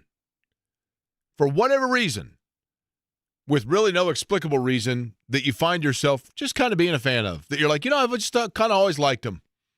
I've always kind of liked them. When they're in the tournament, everybody's got this team. In Indiana, we have obviously a huge throng of IU fans. We have a huge throng of Purdue fans. And Purdue, by the way, their schedule, I mean, you got to give Purdue a ton of credit. You already have that Alabama win in the hip pocket. Memphis, I think we would expect is going to be good over the course of the year. Then they go Iowa State still. They step out. They take on Marquette after that. Then they go and they take on Auburn and the Big Ten. And that's intermixed within the Big Ten schedule. I mean, they're not afraid to play anybody. And yes, I get the fact that there are a lot of people around here that love to see Ball State do well, chirp, chirp, in Michael Lewis's group. Butler, it goes without saying. IU, Indy, I am still convinced, I'm telling you, Ben Hallett's program is that people are going to start paying attention because of the pace in which they play. They play like a Loyola Marymount style of play from the early 90s of just nonstop scoring, and they're going to break the century mark more often than they're not. But having said all that, a non-Indiana school, give me 2 to 3 programs, Eddie, that deep down you find yourself on Selection Sunday or on a random February Sunday when it's 5 o'clock and it's been dark out for 6 hours and it's snowing and spitting and you're flipping the channels and they're on. You're like, yeah, they're cool. And you kind of watch them. Give me your 3. Well, you're going to be mad with this one, but I'll play their mascot for you. Okay. Okay. Sounds like terriers. I couldn't find the specific dog bark here, so the Bulldogs. Well, that could be okay. So based on that, I'm going to say that you're going to say Gonzaga. Yes. Okay. Fair. Understood. No problem with that. I mean, Gonzaga, without question, the best program in the last quarter century to not win a title, unquestionably. Right? Yes. Okay. Give me a second one. For some reason, I don't know why. Michigan State is always a team that I'm rooting for. Okay. I don't know why it is. Tom what it Izzo, is very about Tom likable. Izzo. Yeah. Tom Izzo, very likable, unquestionably. And then number 3, Jake, of course. Uh-huh. Okay, now that would be St. Peter's. Uh-huh. But we haven't heard from them. Are they still playing basketball? Do we know? Yeah. Okay, what about this one for me? Okay. Pot up my computer. Here's the mascot for one of mine. You know what this is? It's sure crackling like I'm at a campfire. Let me get more to. This is not great radio. This seems, I was going to say, this seems to be false advertising on what that claimed that it was going to be. Here's a band. I shouldn't play the band by this same name because I don't know what kind of lyrics they might have. So pop me back down here just to be safe. I can't find it. I was going to go. I'll just do. How about my impersonation of the sound of the mascot? Ready? I heard it there just in the queue. Oh, did you? I did. So it is okay to play this? Yes. Would that be pig suey? That is exactly correct. The Arkansas Razorbacks. I've always liked Arkansas. Ever since Corliss Williamson, the Big Nasty, Scotty Thurman, but even before that, Todd Day. They had a guy in Todd Day that could shoot from anywhere. I always kind of liked Arkansas. And I know that this is past, now not cool to say because they're a Big Ten foe, but I always liked UCLA. And I was also around when they first hit the scene. Arizona was back I in can hear you there, yeah. The Steve Kerr era of Arizona when they had the very cool cactus mascot on the side or logo on the sideline. Yeah. Arizona was just cool, man. But those are the 3 that I've always just kind of rooted for. And then, of course, my Pokes of Wyoming. Wisconsin? Yeah, I mean, Wisconsin's hard to argue.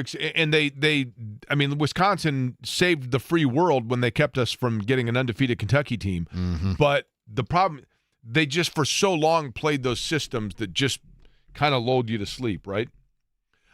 Did you grab some barbecue sauce? I do. Have some, yeah. Are we doing a road trip next? We are. We're going to go to Kansas City? Indeed. We'll get the standpoint of what the Chiefs are thinking heading into this matchup with the Colts. We'll do it next.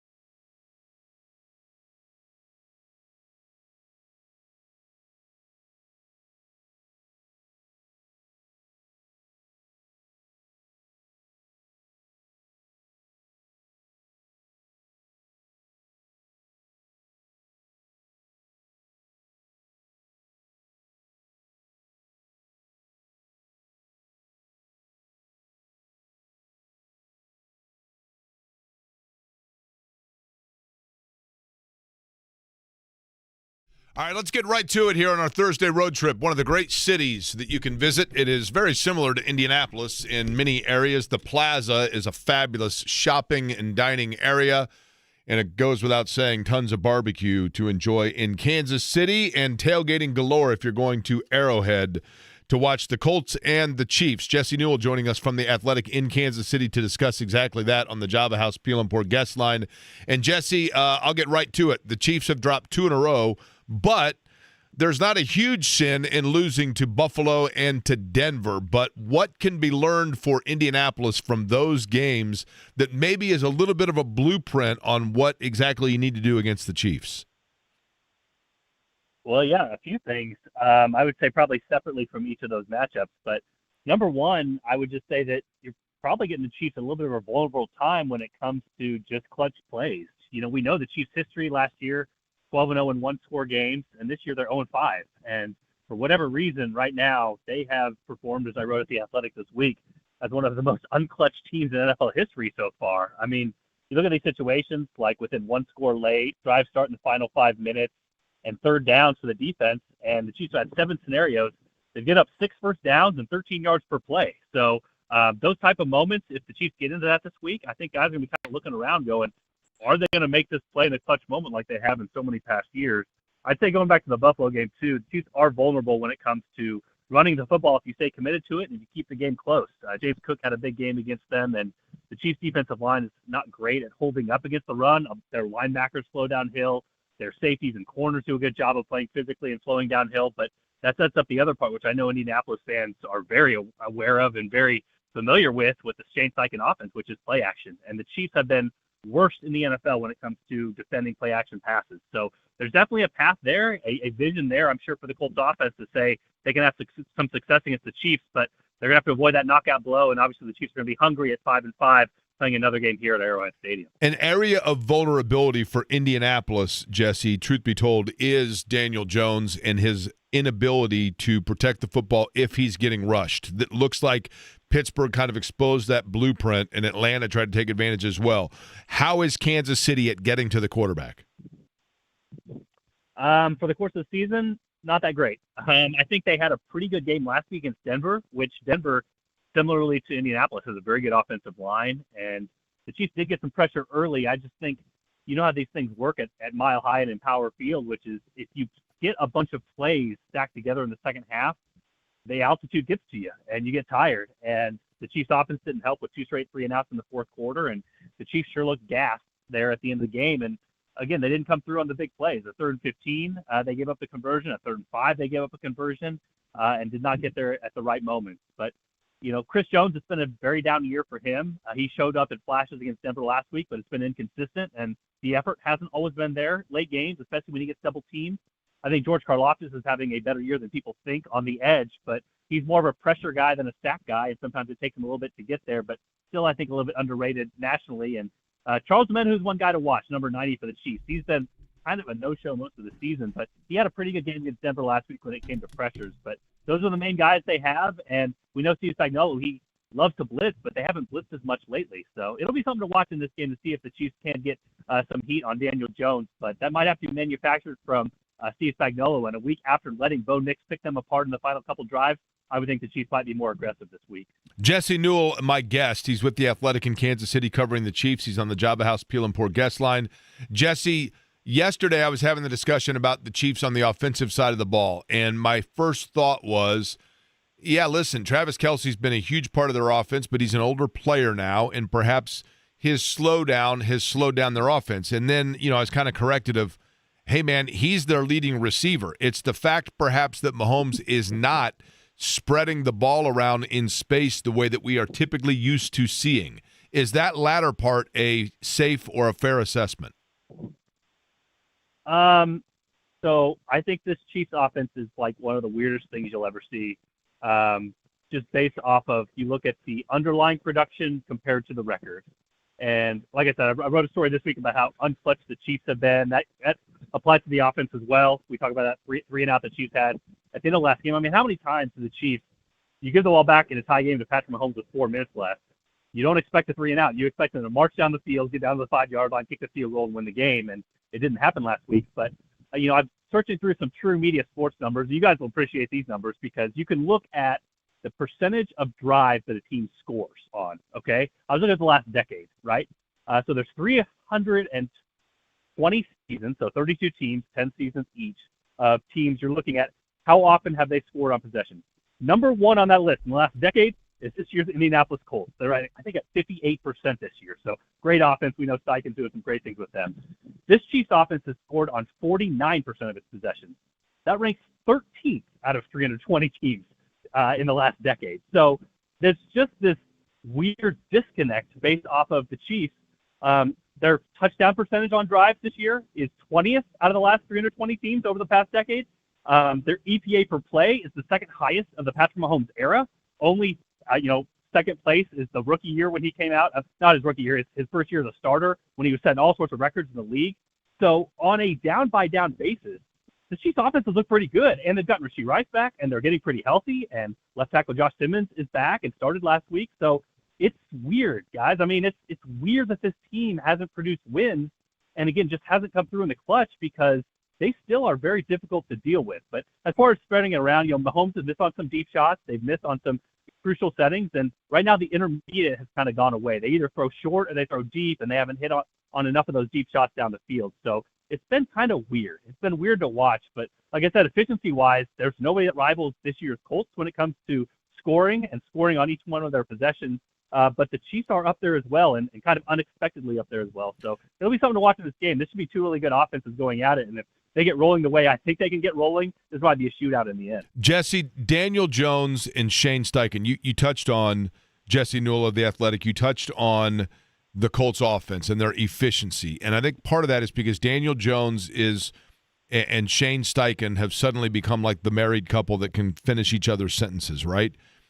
Patrick Mahomes and Andy Reid have had that forever. Do they still? Yeah, I mean, I do think they do. I do think they have that. It's like I said, it's is that a dumb question, or is that something that's come up? I don't think it's a dumb question. So 3 weeks ago, Patrick Mahomes was the leader in MVP odds across all the sports books, and now he's down to like plus 2,000. And again, there's just some things we're not used to seeing from the Chiefs, which is they're on national TV, they're on prime time, everybody's watching, and they haven't come through in the situations that matter the most. I mean, you look at the Denver game for the Chiefs, first possession, Mahomes has two guys wide open down the field for touchdowns and misses both of them. And if you hit on that and get up 7-0 on Denver, that game could play out differently. Once again, you go back to the last two possessions, the defense desperately needs for the Chiefs to get off the field and to give them a little bit of breather, or to stay on the field, give them a little breather, and Chiefs go 3-and-out and go backwards on their final possession. So it's about matching up those things in the right moments and being very detail-oriented in those sorts of things. But I think Mahomes is having a good year. I think he's been better than a year ago. I know Travis Kelce said on his podcast this week, he thinks this year's version of the Chiefs would beat last year's version of the Chiefs, who ended up in the Super Bowl and ended up 15-2. So I don't think I disagree with him. I think Vegas markets would agree with him that this year's team would be favored over last year's team. But like I said, they've got to come through with it. And you hear in this building so often this week is like, they've got to go do it. I mean, you can't just talk about it and talk about how you're efficient and talk about how you feel good about your offense and there's good things happening. At some point, you got to go out and make a play on a 1st and 10 when the game's on the line, or a 3rd and 15 defensively when the game's on the line. And that's where the team has been lacking, but it seems pretty fluky, to be honest. I just don't think they forgot how to do this in the span of 1 year. So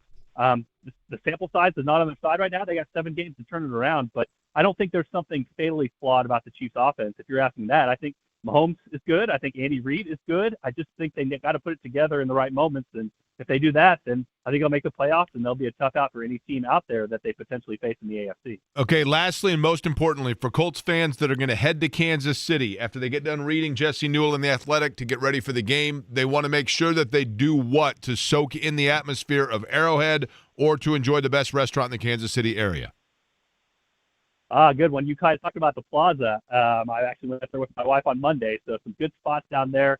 Obviously, if you're going barbecue, can't beat Casey Joe's or Q39 are the two top ones there. Q39 burn ends.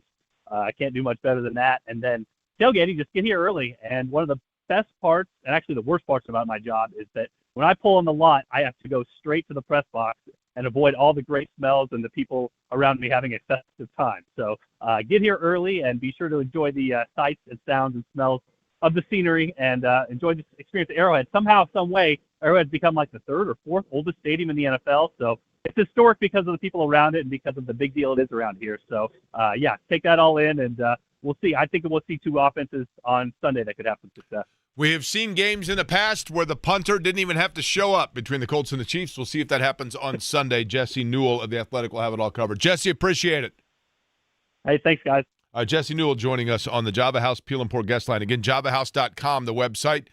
Enter in my name, Jake, Jake. Just simply that will work, and that will get you the bundle right there in front of you in terms of the Peel and Pour pods. You will get Colombian coffee, which is my favorite of them. Then the Liquid Science Hydration, perfect for any workout, especially after soccer practice or whatever it might be for the kids. And then also the Wrangler Energy Pod. You can use Jake25 for 25% off. He touched on something interesting there, Eddie, in terms of Arrowhead Stadium. And he said third or fourth oldest stadium in the NFL. Now, I'm going to need you, Eddie, if you could please, go ahead and just do a quick Google search of age of current NFL stadiums and see if we can come up with. I'm going to look at the list of NFL teams and see if we can come up with the stadiums that would be older than Arrowhead. There are two that come to mind immediately, and that would be Lambeau and Soldier Field. Goes without saying. Outside of that, is there – okay, now I'm looking at the list of teams. Tell me this, Eddie. Are there any others that are in front of Arrowhead, or is it third? Third. Is it really? Okay. Yeah. Now, number 3, a team that they have played countless times the last 3 years. No, wait. I thought you said 3 was Arrowhead. Or number 4, sorry. Okay. Number 4, I will go with. No, hold on just a second. I'm looking at this is the age of stadiums in the National Football League, okay? Mm-hmm. Because so many teams, and I have a theory on this that I have thrown out, and I'm going to go over it for everybody again on my theory in terms of stadiums and the age of stadiums. But you are telling me there's a team that they have played multiple times. I will go actually with the Tennessee Titans. That the Chiefs have played in the last 3 years? I thought you said the Colts have played. The Chiefs. Oh, Buffalo.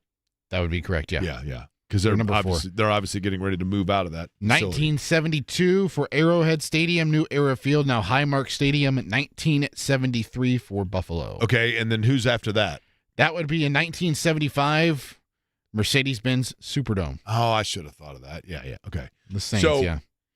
Couple of things here. If you look at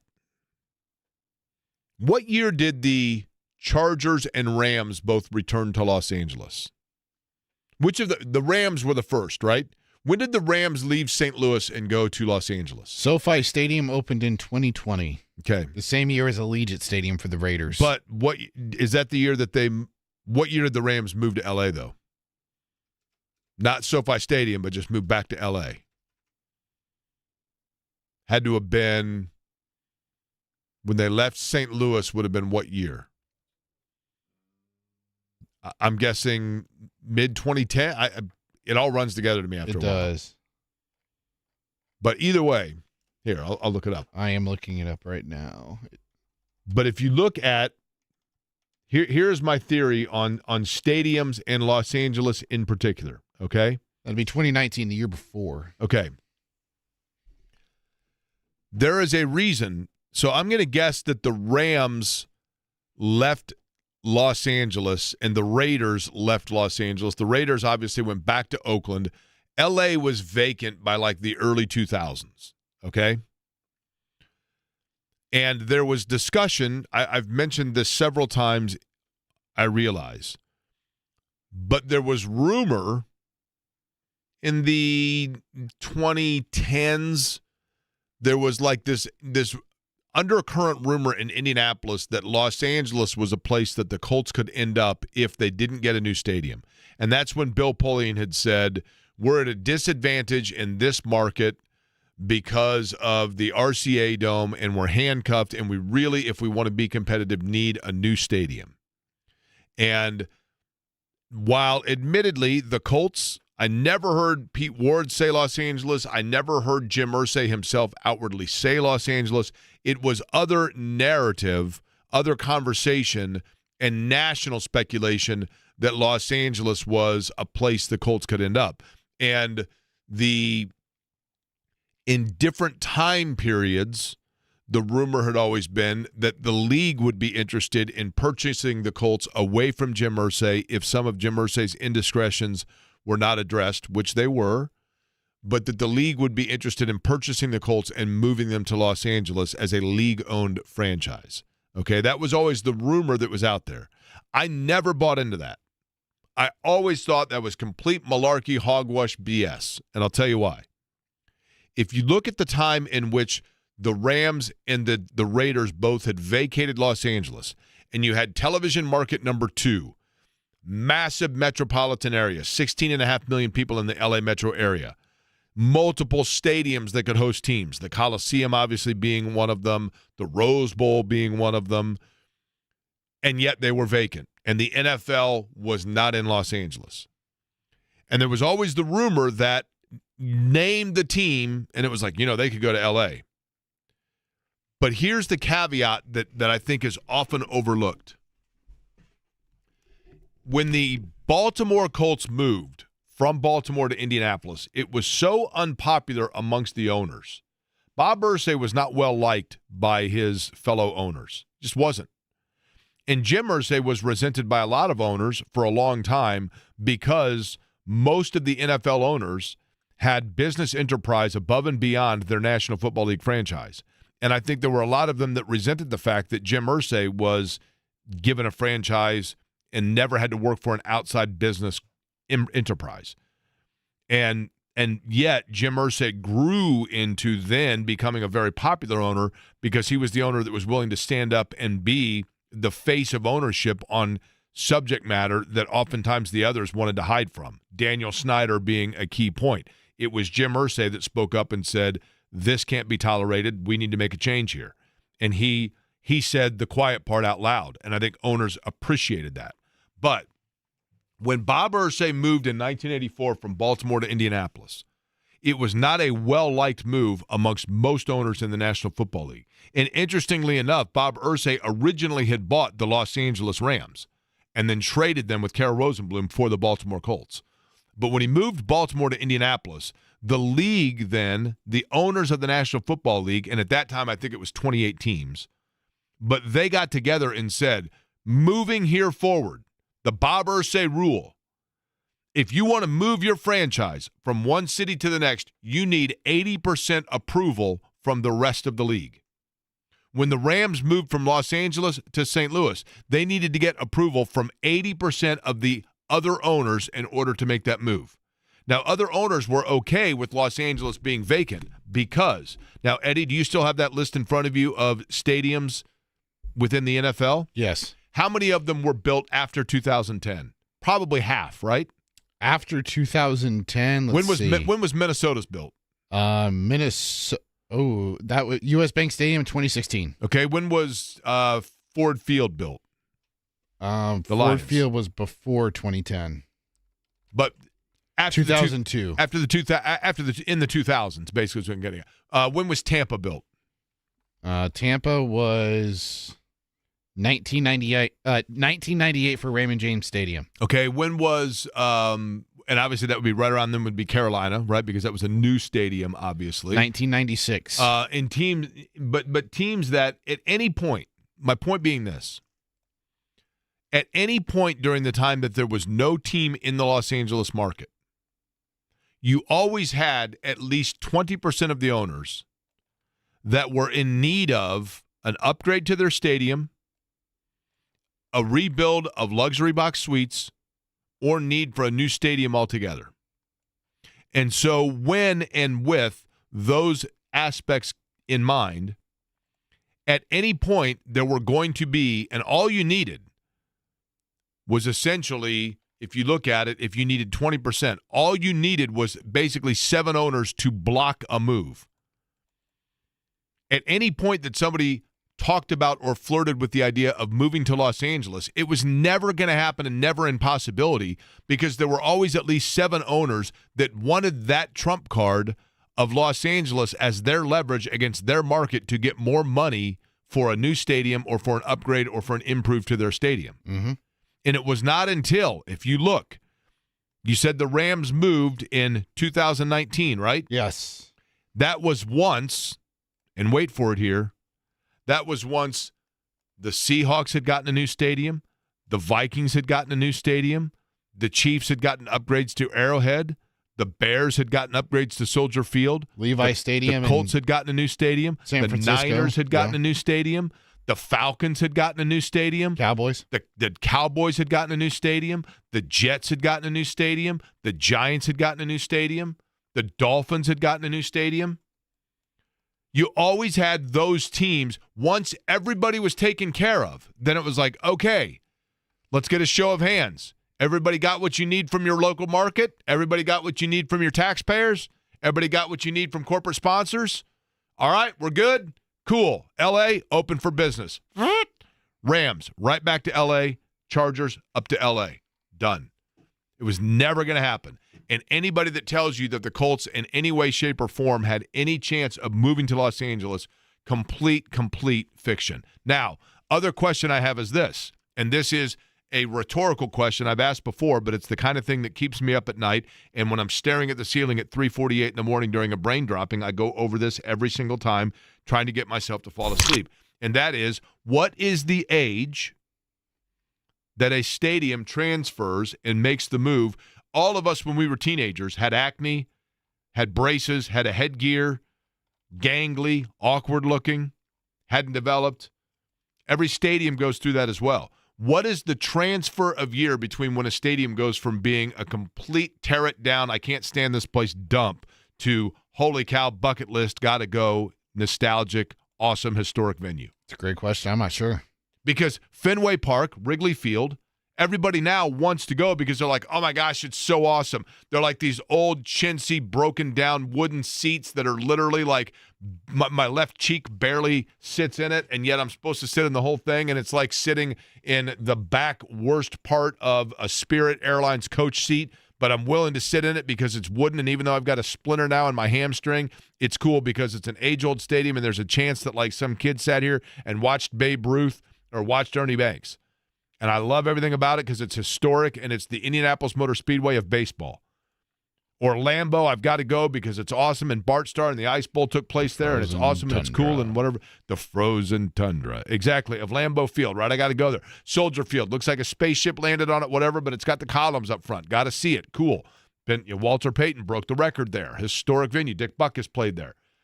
But at some point, all of those stadiums, people had to say, well, this place is a dump. Or isn't Chicago getting a new stadium? They've been rumored that for like 10 years. Going to Schaumburg, going to the, they're going to go with the White Sox to Nashville. I mean, I'm being facetious there. Nashville is a team, but you get what I'm saying. I've always Arlington wondered Park. that, though. Like, what is the, in this town, and I could do an entire, maybe I should just do some podcast someday on the evolution of Market Square Arena into Gamers Fieldhouse and the brilliance that the Pacers had in getting that pulled off.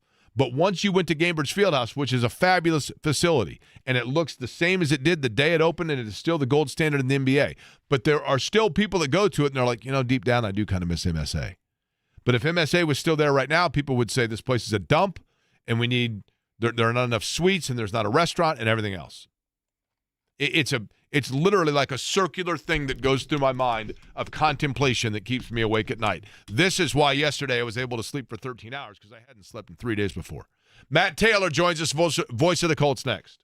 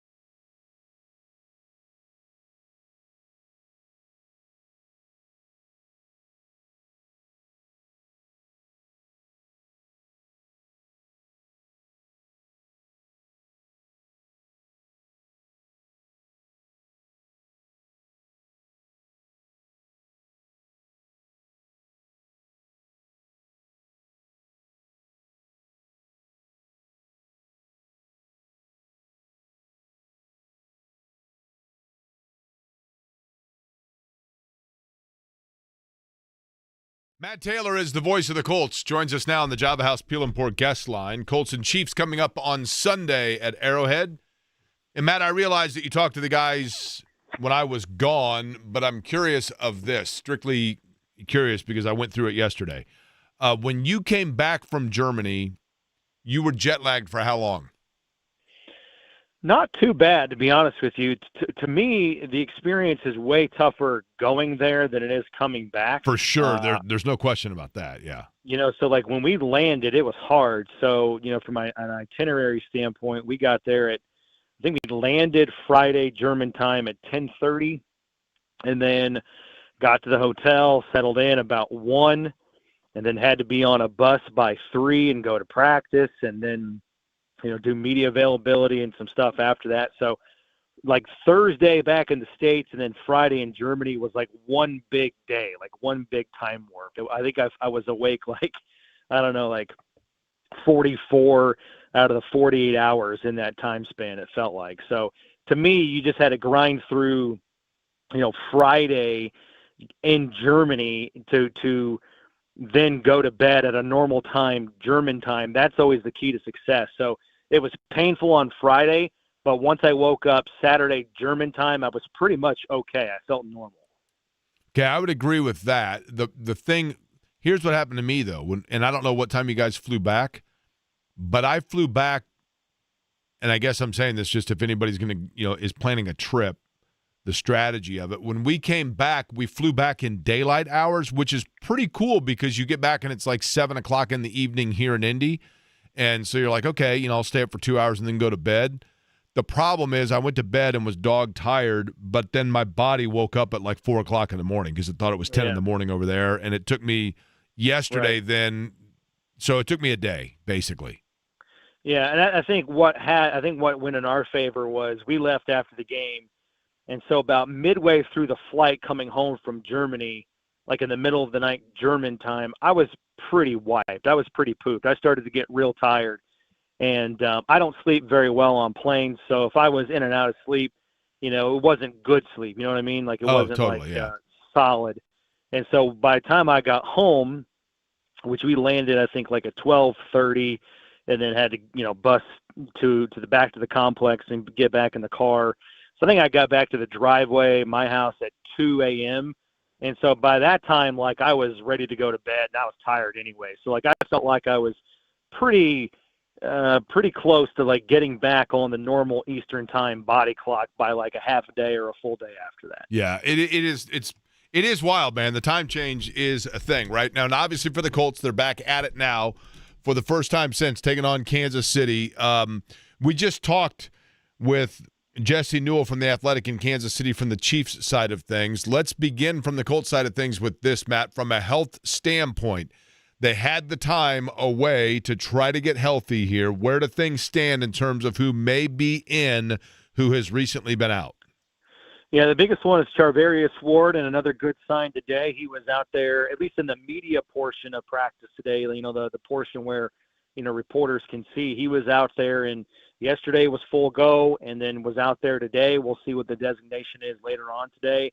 Hopefully it's another full go status and trending in the right direction to maybe tomorrow or at the very latest Saturday being cleared to come off of injured reserve with that concussion. But he's got to, clear all the necessary steps and things like that. So, that's always kind of finicky. But he's the big one, Jake. Tyquan Lewis is still dealing with an injury. And he's been kind of a guy that would kind of, based on the injury reports and the designations, he's had like a little bit of a start-stop, where he'd practice in full. The next day would not practice or be limited in practice. It's kind of been fluid on his return. Samson Ebicom has a decent chance of coming back this week. He's missed the last 3 games with a knee injury. So those are the big ones, but I think the biggest one is Ward, just because of the potential and the excitement on what that secondary could be with Gardner and Charvarius Ward and Kenny Moore playing the slot, especially in the last 7 games. And then you started this Sunday against a premier quarterback in Patrick Mahomes and what you would need to be able to slow down a guy like that and that offense.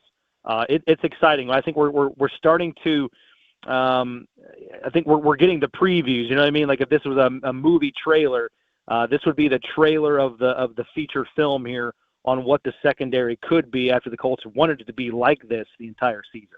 Which to you, Matt, do you believe is a bigger area of, and I'm going to use the word concern kind of in air quotes here, okay? Intrigue maybe is a better word. The Colts' ability to protect Daniel Jones or the Colts' ability to try to get to Patrick Mahomes? I think, wow, that's a great question. I think as it relates to this game, it's getting after Patrick Mahomes, and they have done that. You know, I know this is a different regime and a different defensive coordinator in Lou Anarumo, who, by the way, has had great individual success in his own right against Patrick Mahomes. He's faced him 6 times. He's 3-3, including an AFC Championship victory in that sample size. But the Colts have done a really good job when they play a quarterback like this. They have really good rush lane integrity. And the key when you face Patrick Mahomes is don't let him out of the pocket, right?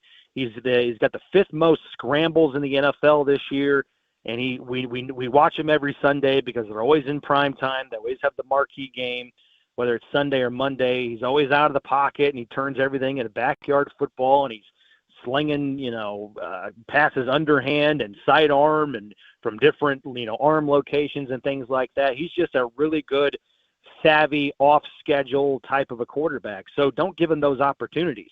Get after him. And it's not, you don't have to sack him 5 times. You can't let him outside the pocket. That's the biggest thing. But I think to answer your question for the entirety of the season, it's protecting Daniel Jones. And I looked it up today because I was really curious about, that same line of thinking you're on right now. The Colts have faced so far this year, they faced the 5th most blitzes against them. And I think that's what teams have figured out, right? If we're going to play the Colts, we can't just sit back and play coverage and only rush 4 because Jonathan Taylor's going to do what he's going to do, and Daniel Jones has shown that he's really accurate this year, and the Colts have a diverse set of skill players and wide receivers and tight ends. They're just going to kill us if we don't just bring pressure and try to dictate terms to the Colts. So I think that's what life is going to be like now going forward, especially after the last 2 games against Pittsburgh and Atlanta, where both of those teams, primarily the Steelers, had good success getting after the Colts, creating some turnovers, getting sacks, and making it tough for the Colts to be efficient on their drives and finishing drives into plus territory. Whose success this season so far, Matt, has been more reliant on the other? Shane Steichen having to rely on Daniel Jones or Daniel Jones having to rely on Shane Steichen? Man, I give, it's obviously splitting hairs right there, Jake, but I give so much of this season in terms of credit, I give it to Daniel Jones because we've talked about this before. This offense last year, outside of Tyler Warren, pretty much the same guys. You know what I mean? I just think quarterback consistency and stability means so much.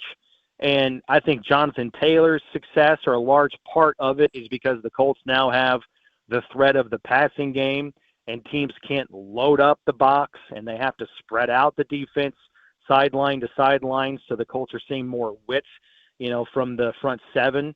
So I just give so much credit to Daniel Jones with his production on the field, but maybe even more than that, his intangibles, his character, his work ethic, the way that he's been able to provide leadership for the locker room, and has done it in a short amount of time. And we've talked about this before. I mean, he's the new guy in a locker room that's seen a ton of new guys, right? Since 2019 when Andrew Luck retired. He's come in and built up a lot of trust and respect. And, the guy just freaking lives here. He lives at the complex, and he and Shane Steichen are sort of cut from the same cloth when it comes to loving football and scheming things up and trying to gain those small little edges that you have to have throughout the course of a season, that leads to an 8-2 record so far through the first 10 games. So I'm going to go with Daniel Jones right there. I just think all of a sudden, everybody thinks Shane Steichen's a great play caller and a great offensive mind. I think he always has been.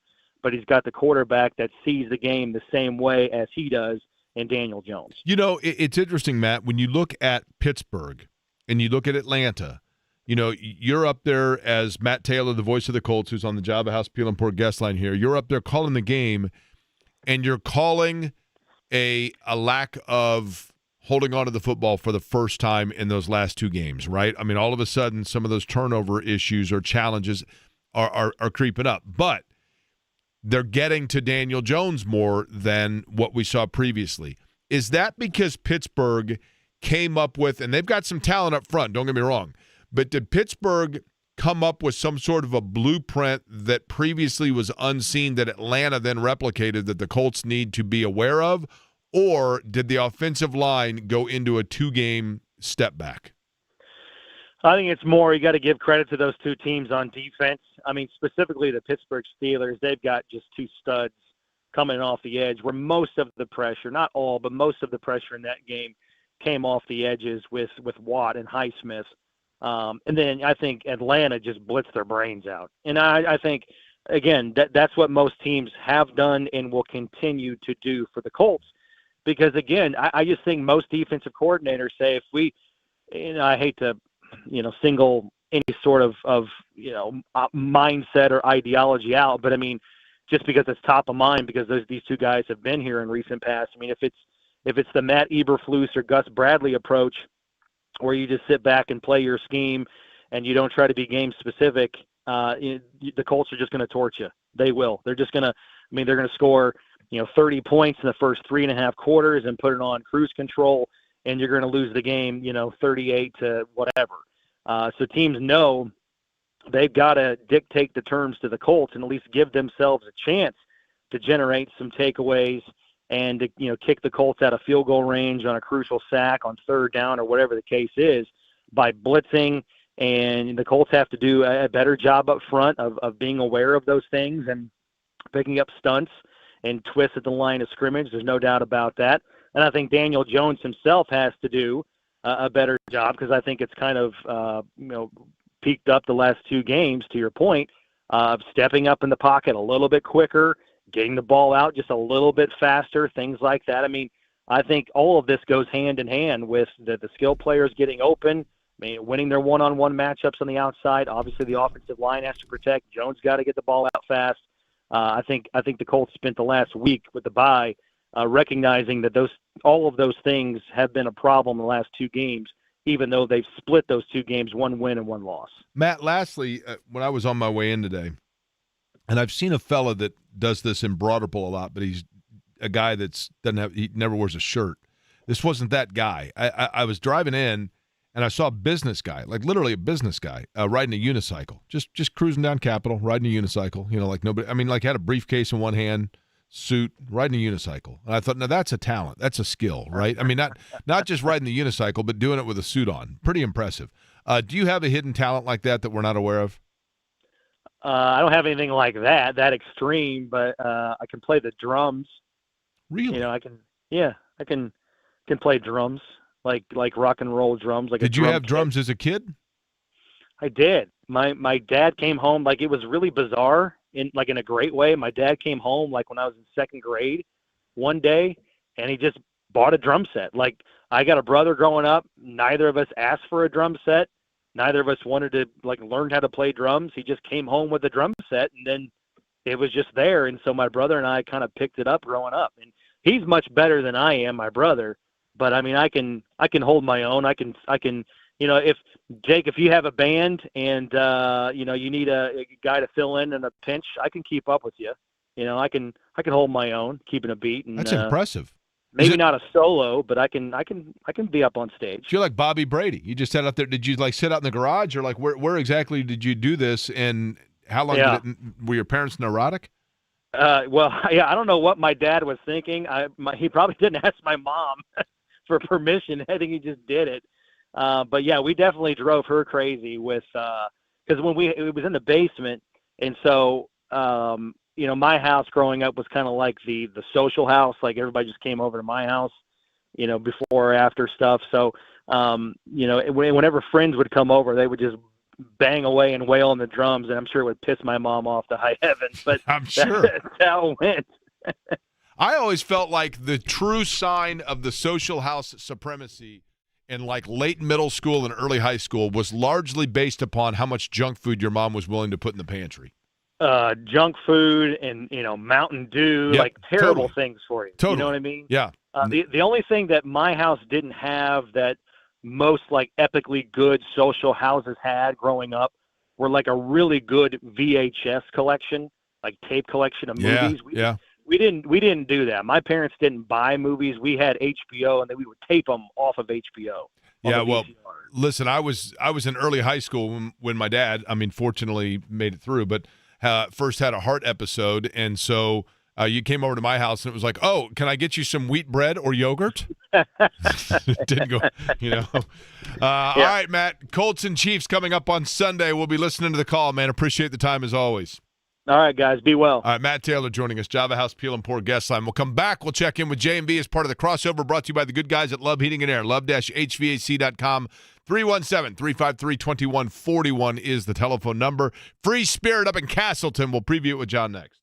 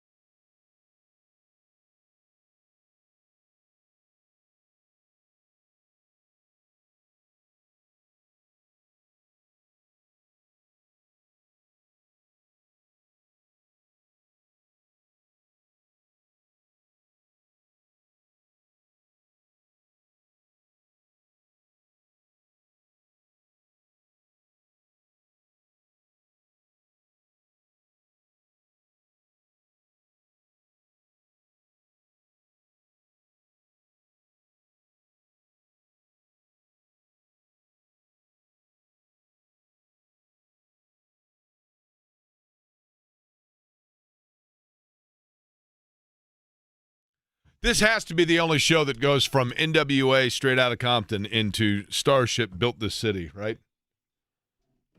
That's why we're one of one, Jake. Any song that can put itself into a traffic report mid-song, you got to love. That's actually probably why we're considered a dog and pony show still. That's right. But we did get the female listener 31 today, so we have that going Thank you, for Kristen. us, which is nice, right? Yes. J&V is at the Free Spirit, which is a super cool place up in Castleton. It is just south of 86th Street. If you're curious, 82nd Street becomes 86th Street becomes 82nd Street when you cross the David Wolf Bridge in just there by Dean Road, and then you go right up Allisonville to 86th Street, backside of the mall. Free Spirit is right there, and J&V joins us to preview as part of the crossover from Love Heating Air, love-hvac.com, 317-353-2141, the telephone number. John, you guys are locked and loaded for a big show, right?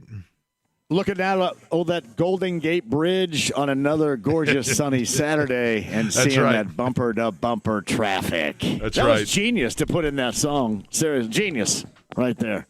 The city that rocks, the city that never stops. Now, they say that's Rolling Stone called that the worst song of the 80s. It's really popular. So, it made a lot of money, so I'm sure that whomever was a part of Starship there, Mickey Thomas or whomever, probably doesn't really care at this point, right? They probably made some money off of it. It's it's the Saved by the Bell of music. Like, it's so bad, it's great. Yeah, I would agree with that. Yeah, exactly. So I like it. I like it a great deal. So, yeah, I know. What's locked and loaded for today at 3 o'clock? Cam Bynum is going to join us at the Colts at the top of the hour. So right after we get past us here at 3, he's going to call in. We're going to talk with him, and then we got our picks coming up at 4. Mike Chappell. So did you see that immediately regarding Miles last night? Because the tit for tat, I'm here for tit for tat, always. What I saw, I'm here for it. I didn't see it in the moment, and then I saw, as we talked about earlier, the post. Yeah. And then what I found interesting, John, is that Kravitz had said that he thought it was weak, and then Steven Simon chimed in and said, I agree. And that's where I was like, man, somebody's getting yelled at. Correct. There is zero way that Kevin Pritchard and Chad Buchanan would dig that. Tyrese Halliburton may dig that, but those that run the organization, I'm sure, didn't dig it. Fans may dig it a little bit, but it looks pretty petty for certain, right? It is kind of fun. Yeah. It's one thing for us to do it. It's another for it to be up on the video board of the game itself, I would say this. The Pacers are paying for it in a way right now, defensively. And you can see when the bigs play well, decently, as what we witnessed last night, they have the opportunity to win games, but for the most part, they haven't. So the Pacers are wallowing in that right now. But at some point, Jake, Giannis is got like this last year, and then he's going to bail. I guarantee you this. He's not going to be in Milwaukee next year. And Miles is going to be playing with Karl Anthony Towns and Miles McBride and the group that's up there right now. And it's going to be a basketball hell and a wasteland for him. Right. So he's going to pay, either make it happen this year or it's not going to happen, because I see there's zero way that Giannis stays up there after this year. And that's the price that he's going to ultimately pay. So I guess everybody, right, in this tit for tat, everybody's going to get what they want to point their finger and laugh, right? I would agree with that, yeah. Listen, as I talked about, I really do think, Mathurin last night was really good, but I still maintain the Pacers are going to find themselves with a top 5 pick. You can get your 6th or 7th man with that, and then flip Mathurin and try to find eventually the return, whoever it's going to be that's going to start for you at the 5. That's my theory. So you're wanting to get rid of Mathurin. You are? I don't dislike Mathurin at all. I think he's a wonderful player. I just think that the strength that Mathurin brings to a team is not necessarily what is needed within the style that you're going to play once Halliburton gets back and is back into the swing. I like right now you're not going to know that. So I think that this group needs an ultimate, what we like to call a dog day. Well, he has that. He's that. And he had me last night, for example, when he said, I love basketball, and you can't tell whether or not they've won by 15 or lost by 15. And I think that is a mentality that this team absolutely needs. Now, I don't know, maybe you're thinking about the price tag that it ultimately is going to be and what it may cost. But I think by really all means necessary, that is a guy that you want a part of this organization long term because he, A, is going to produce no matter the circumstances, but B, he's just the type of personality that you don't have. And I'm not suggesting they have bad personalities, but they don't have one like that, and that is necessary. He's definitely a get out of the way guy. You know what I mean? Like, give me the ball and get out of the way. There's no doubt they need that. All right, John's up next. He'll be with you, Free Spirit, from 3 until 6. We will be back with you at noon tomorrow, and